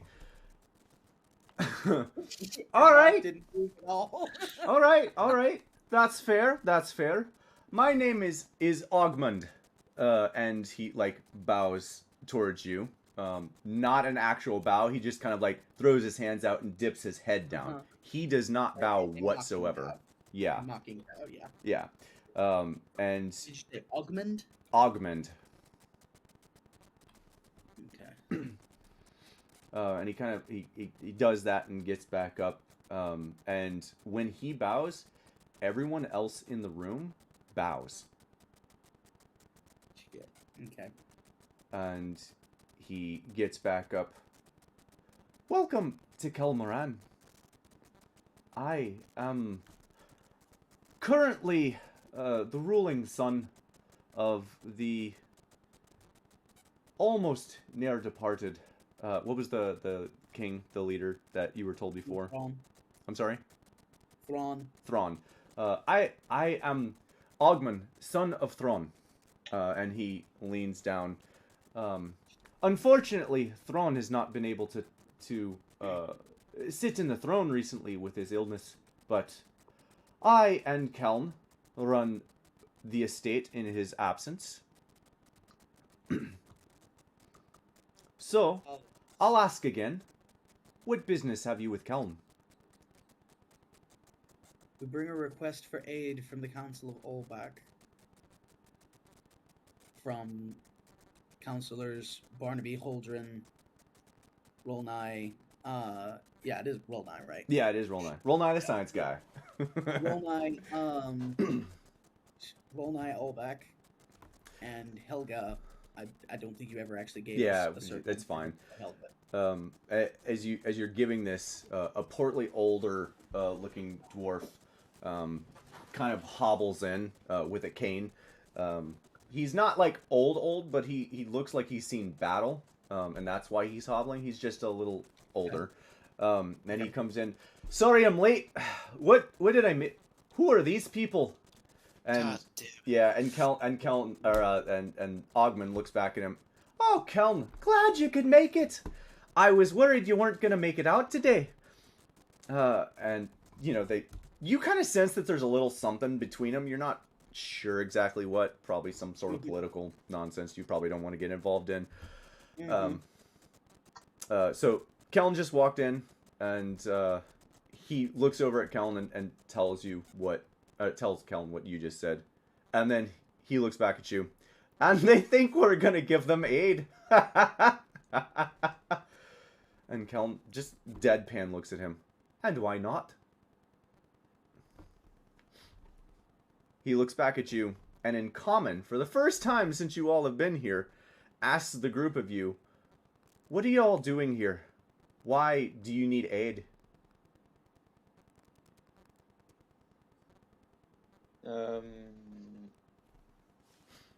Nat's gonna pause and look to the party, see if anybody wants to respond, since they actually have the chance to.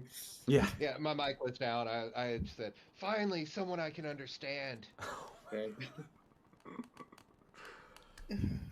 Yeah, he looks a little cross at that. The shield is gonna say, "Don't get too excited about that, please." So does anyone answer him then? Does anyone tell him why you guys want aid? If no one else speaks up pretty quickly, Nat's gonna speak up. Okay, go for it. The city of Olbak is assailed by the Gruvat.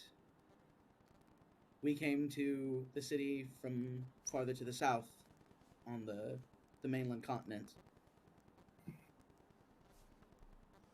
We are seeking to assist the city, and they're in pretty dire straits right now. Aye, we know that. But that didn't answer my question. Why are you here seeking aid? Yeah, can you give him the sealed parchment? Who do you hand it to? Ogman or Kelm? Well, Kellen's the one speaking to us at the moment. Nat is going to hold it out to Kelm. Okay. As you hold it out to Kelm, there's a few murmurs around the room. And Kelm grabs it from you, looks over at Ogman, and opens it in front of him. And he... Nat would specify this was specifically... Well, no, I can't even say that. Never mind. Yeah. It was not specifically said to give it to Kelm. Nope, it was not. Leadership. Yep. Yes, it was. So he opens it up and tears the seal off and reads it. Looks over it for a moment. Aye, all right. Well, it looks as though the city may be in a bit more trouble than we were expecting. They have come to us several times with reasons, but none of them were good enough. Honestly, I'd love to help you out, but we still have our own issues here, and honestly, we have to look out for our city first before anything else. So, unless you have a really... Does it have to do with the creature from the deep? What do you know about that creature? Beatrice wanna kill it. gave her regards and informed us that it might still be an issue. At that, Ogman, who had not been speaking in common, speaks in common at you all. Oh, Beatrice! Oh, I'm glad to hear that she's still alive. Looks at Kelton like with daggers. Glad to know that she's still out and around and doing her life well. Still staring at Ogman. Or, still staring at Kelm. I Right. gotta chime in. It's like, she's not happy one bit. Well, that's good to know.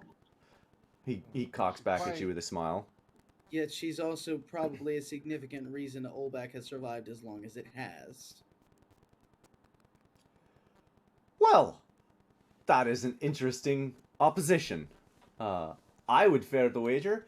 She may be the reason why it's in such dire straits to begin with. Who knows what she unleashed on that city? That was Ogman, by the way. Yeah. Yeah. He's a spiteful. Oh yeah, bastard. you get the sense he's got a bit of an anger issue, and he very much knows who he thinks should be in charge of this kingdom. Mm-hmm. So, Keln, what do you think, Keln? You think we should give him aid? And Keln just kind of like looks back at him, and then like with daggers as well, looks back at you. Well, I don't see why not, if they can take care of the problem that Beatrice created.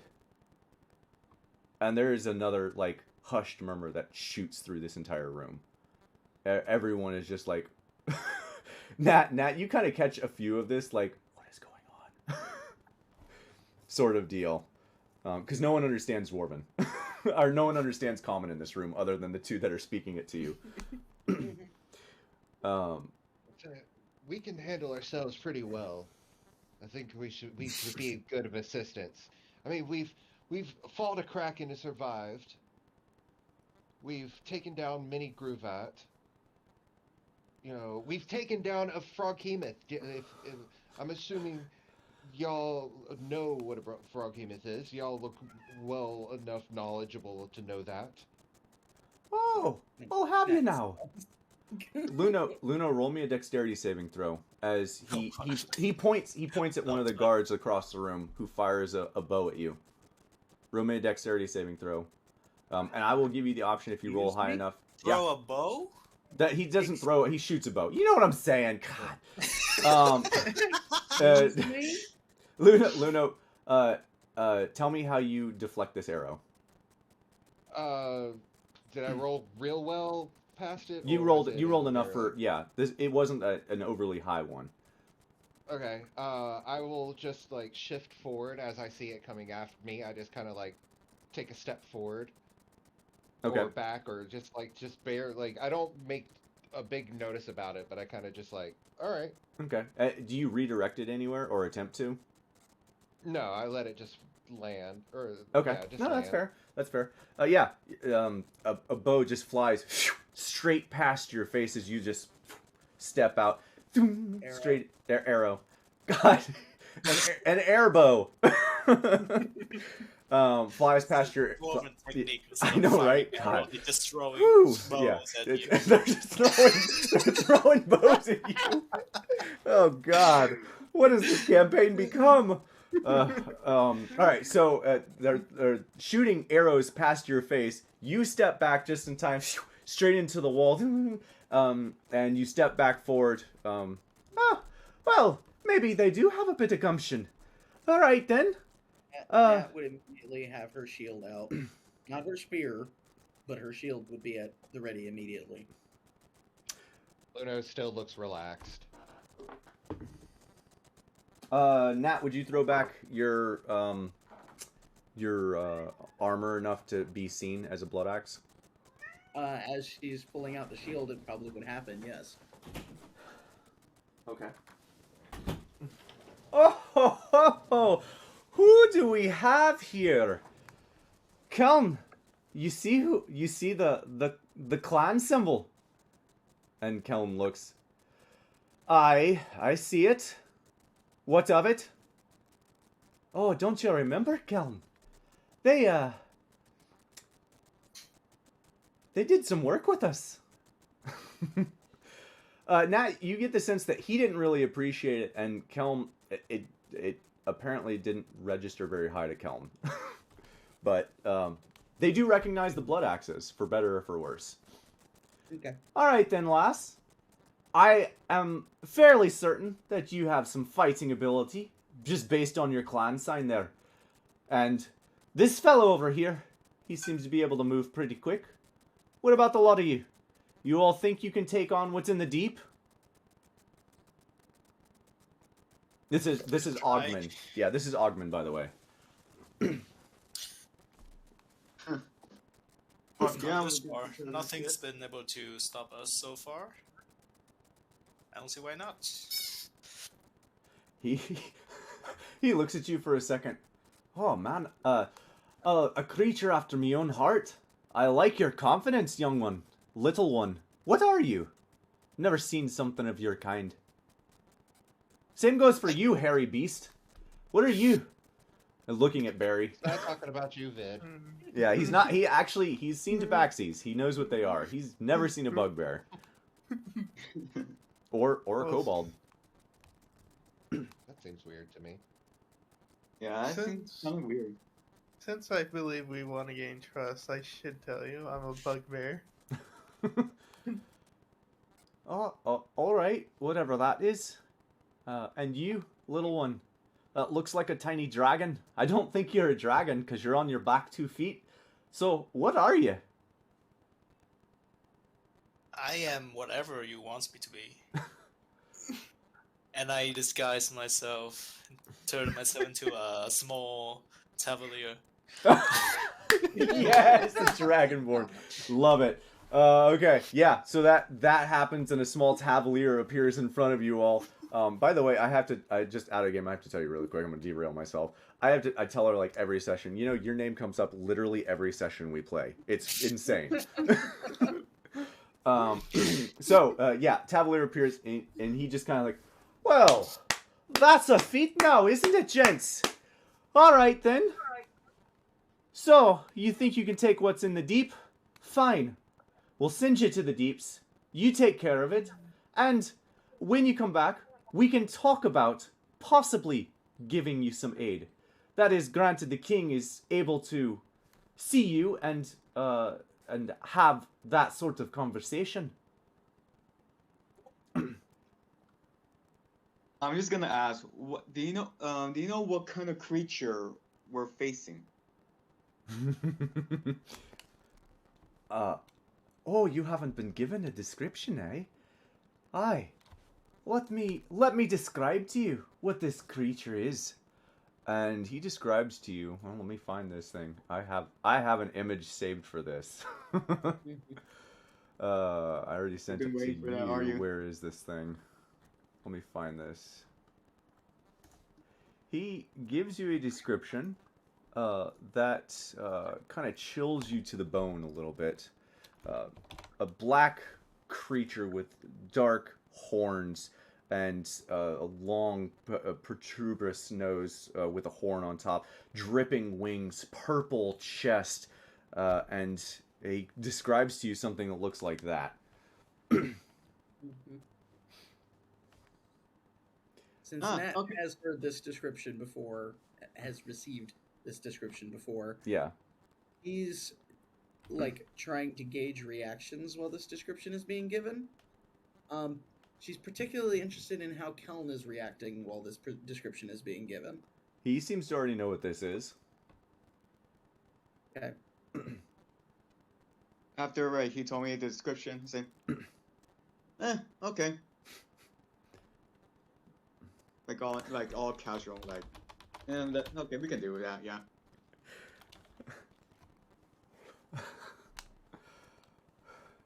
Now I remember him. All right. Yeah, of course, that's the one I remember. Of course. All right. So, I see you didn't run at the description, so that's a good start. All right, Keln. If you think that they're worth taking the time for, I'll let you take them down to the deeps and explain the roads. Fine. But you and I need to have a serious talk when this is over about certain things. Deal? Deal. Fine. And with that, the 4 armed guards that have been standing on corners of you, making about face and heavy armor, just shoot, shoot, and they start leading you with Keln out of the council. And as you guys make your way out, there is a call out from behind you. Send my regards to my brother. And you guys head out the council.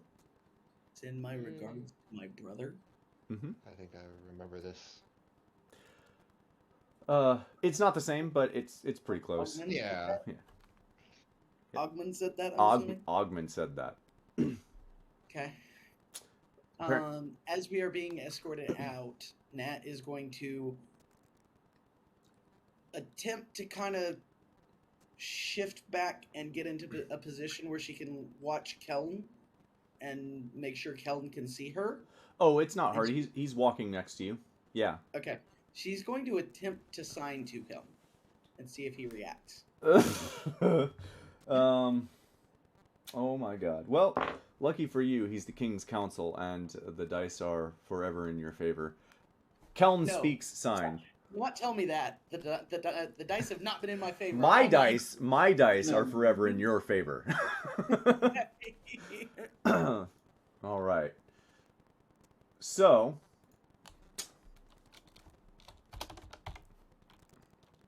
yes, Kelton speaks sign. What do you tell him?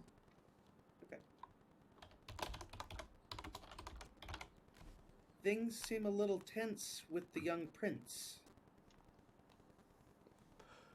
He doesn't speak back in sign. He speaks back in common because the other dwarves he knows don't understand common. Aye. What of it? How bad is the king? That's really more our concern than yours. Nat, you get the sense it's not good based on his response. I was hoping to meet him. Beatrice spoke highly. Aye, I'm sure she did. She was one of the cousins of the king. So, family's family. The Bosemans are related to the crown? In a fashion, but not really. Not enough to be able to claim the throne. I'll say it that way. All right.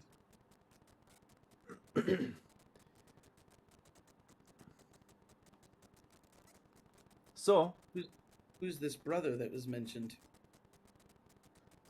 see, now I want to name him Sandal. God dang it. His brother, I can't even, his brother, Kelman. Elmo? So, Ogman and Kelman. Okay. What the?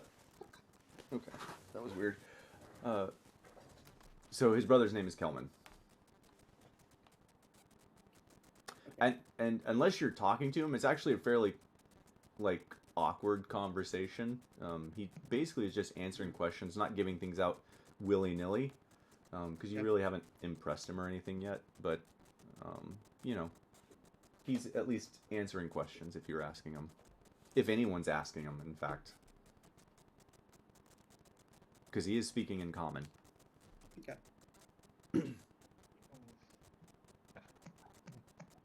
Anyone else? Can't Any think of questions? anything.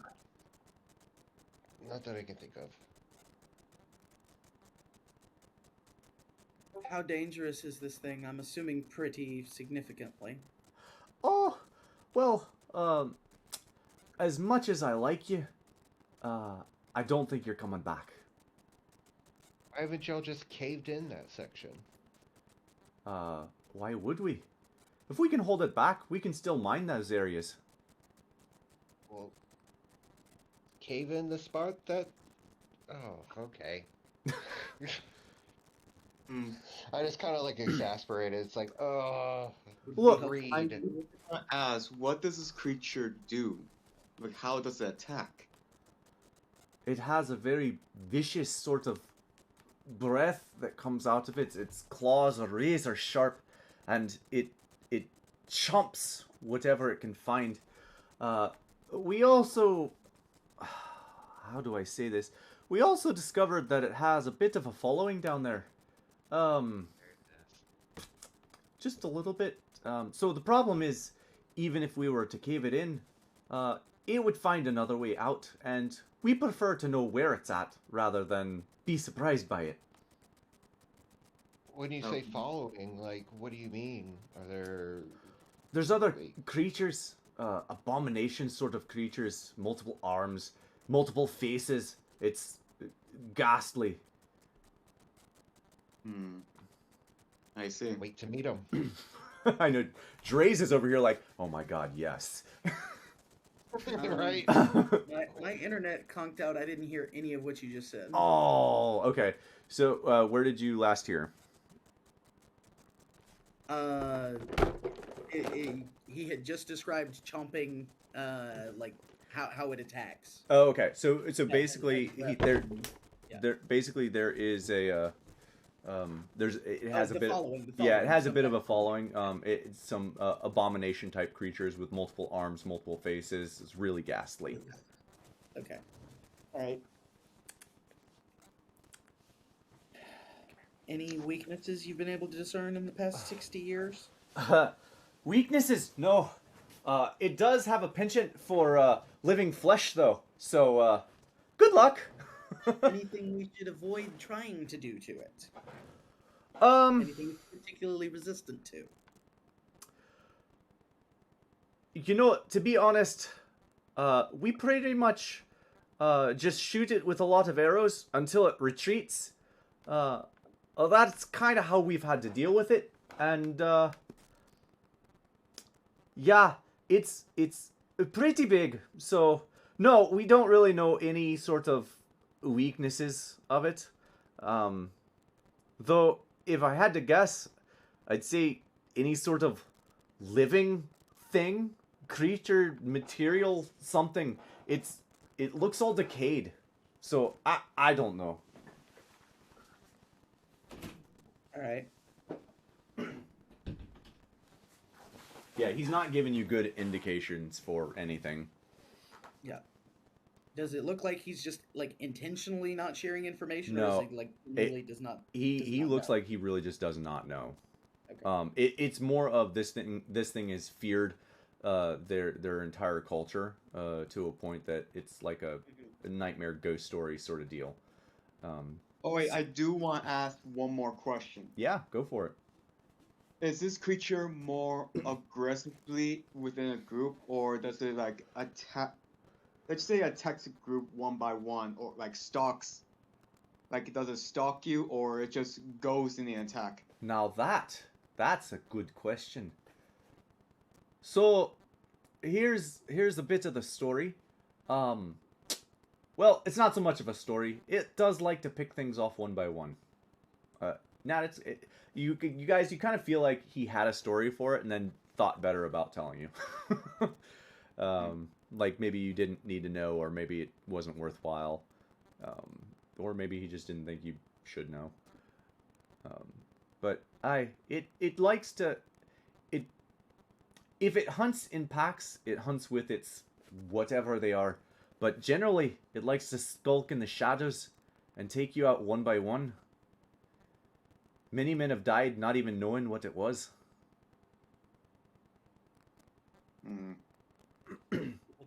This is going to be tricky. Does it have any issue with being in light, or is it just... Well, to be honest, I'm not really sure. It's never flown directly into a torch, I can tell you that. As you can imagine, there's not a whole lot of light down here. Yeah, so I've been pretty comfortable. At which point, Nat is gonna reach up and touch her spearhead and cast light on it. And he kind of shields his eyes a little bit. Aye, now that's pretty bright. Could you lower the staff a little bit? He can't see the point of it. Raise it higher. You raise it higher. All right. Or raise it higher. All right, fine. I'll raise it higher. All right. And so this whole time you guys have been talking, and he's been leading you south. South through town, south through everything. You guys have come back down, all the way down here. To your right as you're moving, there is what looks like maybe a large school or something. That sort of structure, or maybe a barracks, military. It's hard to tell from where you're at. And he kind of moves you past and down. And as you get closer, you do see. Make sure I tell you the right thing. You do see that it is actually. It looks like a building of learning, maybe a school or library or something like that. That is G. And as you guys move past it, you find a lot more militaristic things. Mini dwarves with weapons, most of them crossbows, that sort of deal. And as you guys turn the corner, there is a 40-foot wall of stone and a very small passage in between, followed by another 20-foot wall of wood with a gate going over it, going up to like the ceiling. So it's like almost, well, it's not to the ceiling, it's almost to the ceiling. Towers to the left and right go all the way to the ceiling, and you can see that there are like ballista type weapons mounted, pointing into what looks like an open shaft as you continue walking. And as you move past, there are probably at least 20 armed guards, 20 armed dwarves past the stone, and another 10 past the wood gates. And as you make your way past the wood gates, all right. So, here's the deal. We we mapped some of it out, but we didn't map all of it out. So here's the map, and I'm gonna pull the map up later because I actually haven't finished it, and we're just about out of time anyway. So he's gonna pull out the map and point out all the locations where they have spotted the dragon, and this map looks huge. It's not like a huge map, but it's like to scale. It looks, there's a lot of tunnels. So he, yeah. I still have my book and quill. Do I still have some blank pages so I might copy them in case? Absolutely. Yeah, you could try to copy that map. I would say that he's going to give you the map. It's yours to keep because they, want to see if you can actually do it. That would be actually benefit the city. So he gives you the map, so you can copy that at any time, Vid. And he looks at you. All right. Does anyone have any other questions before you all head off to your deaths? How many dwarves went in there and tried to deal with the dragon? Oh, we've lost count. Hundreds. Have you? I was gonna say. No. Okay. Through the travels on through here, have I noticed any kind of magic kind of situation? Like, no. Are there any? You've not seen. Yeah, you have not seen any magic thus far. All right. Cool. Good to know. I was wondering if that was true to the situation or not. Yeah, you're not entirely sure yet what's going on with this situation, but so far you have not seen magic. Okay. All right. Well, if no one has any other questions, We do die. You what? If we go in there and we do die, I would rather this not go to waste. She reaches into her bag and pulls out a small crystal vial that she's been carrying. I'd like you to consider this an offering for your king. She's going to hand over the elixir of health that she has. Okay. He's gonna look at it. All right. What is it? It's a variety of healing potion.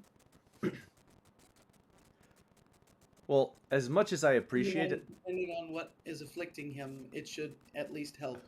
You can have your learned people examine it, whatever you want to first. But offer it. We will. I can guarantee you that. Are you sure you don't want to keep it? I would imagine you may need it more than he does.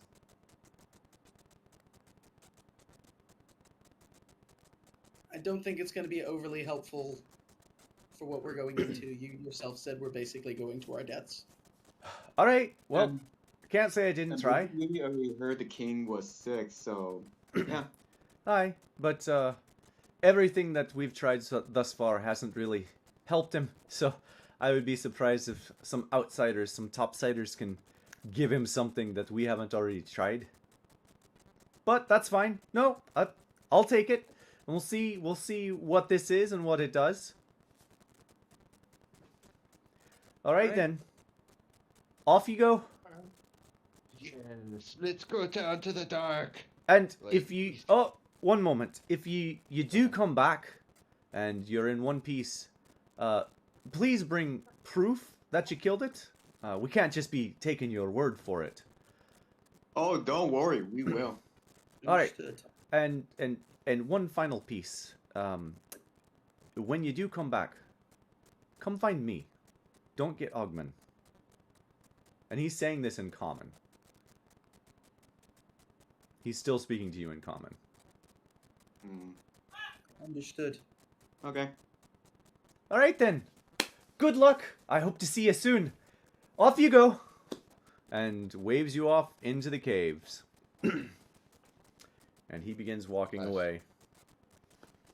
Last thing he sees is just sees Leno kind of half skipping in, like, let's do this.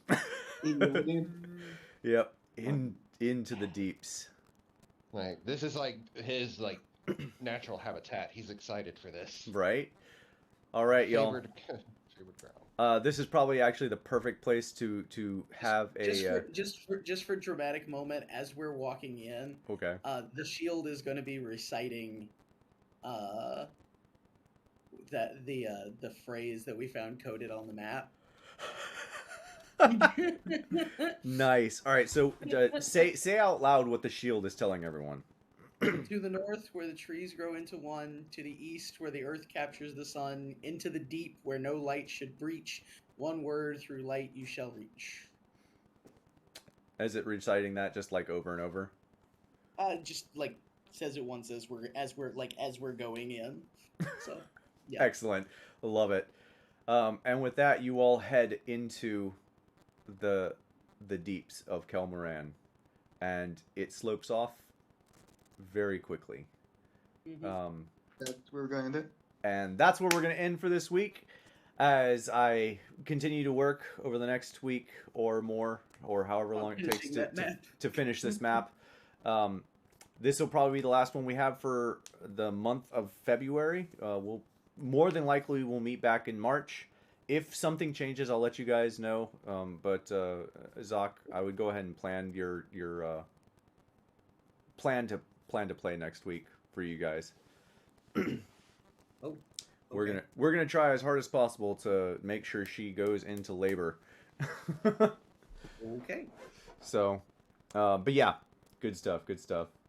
Sorry I was a little out of it tonight, but I think we'll be all right. I'm excited. This will be the first time you guys have stayed in the city for a while, because you guys will stay technically in the city for a good while. Are the dwarves Right. racist in that city? Racist? No, not at all. no, not. Honestly, they're not really racist. It's more of xenophobic. That's a better way to describe There it. you go. What the hell is xenophobic again? It's someone who's scared of other people other than themselves, basically. Anyone that's not, like, if I was a human and I met an elf, I'd be scared of the elf, not because I hate elves, but because it's not a human. Right. Okay, that's still racist. No, it's different. It's kind of There's is. a subtle difference. There's a subtle difference. It kind of is, but it's not. It's more of a fear based deal rather than a hate based deal. Yeah. All right. Like, All right. When you think racist, you think of different shades. When you think of xenophobic, you think of different, like, in the actual sense, race. Species. Yeah. Yeah. Okay, okay. Species, yeah, species. They're Specious. in a way. Yeah, specious. That's a good way to Oh, say it. okay. Okay. So yeah. So before we go, does anyone have any questions out of game or anything like that? I'm waiting for my. I'm honestly waiting and expecting to lose control. So be prepared, guys. Lose- Oh, boy. Wait, what are you gonna lose control for? What is the trigger for my feeding? Oh Jesus! What is the trigger for you? Remind me your trigger. You were supposed to. It was something underdarkish. Okay, cool. Yeah, we're good. Oh God, this is gonna be terrible. Oh God. I'll have to go back. I was thinking about this earlier. I was like, oh man, we're about to go under what would be almost considered the Underdark. You This- well, so for mechanically speaking, you are going into the Underdark. Yeah. And because I'm a shadowy, like afflicted person, I figured you're gonna surprise me for the most part. But I was Yeah. like, something in this aspect of underdarky area. Yeah. All right. So, when you, we'll do this for my own sanity's sake. When you guys went inside, it would have been, I think, a total of 6 days since the start of this session, and it would have been around noon by the time you guys went inside. Okay. All right. Downtimey area. Do we have any of the downtime? Yeah, because we you know? you guys spent 6 days, so I would give you 3 hours a day, so 18 hours, 18 extra hours of just pure downtime. Okay. All right. Anything else? Oh, I'm hungry. I'm ready to go grab some food. All right. All right, guys. Good luck. Good luck, and Yeah. hopefully everything works out and it happens fast and as least painful as it can be, which is not going to happen. But I hope. Oh yeah, yeah. So since Tim, since you asked me separately, the plan is to continue playing, but I want to prep you guys in case I cannot.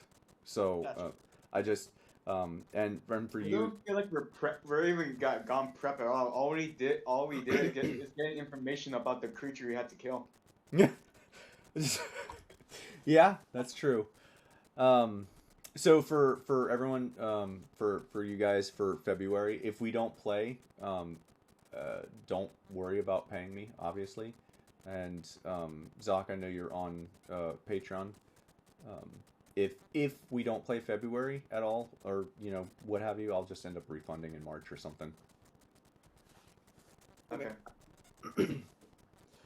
So yeah, if we play in February, great. If not, don't worry about paying me because we're not playing. Okay. All right, and yeah, have a good week, you guys. I'll let you know how things go, how things are progressing. All right. All right. Yeah, definitely keep us posted. Yep. So.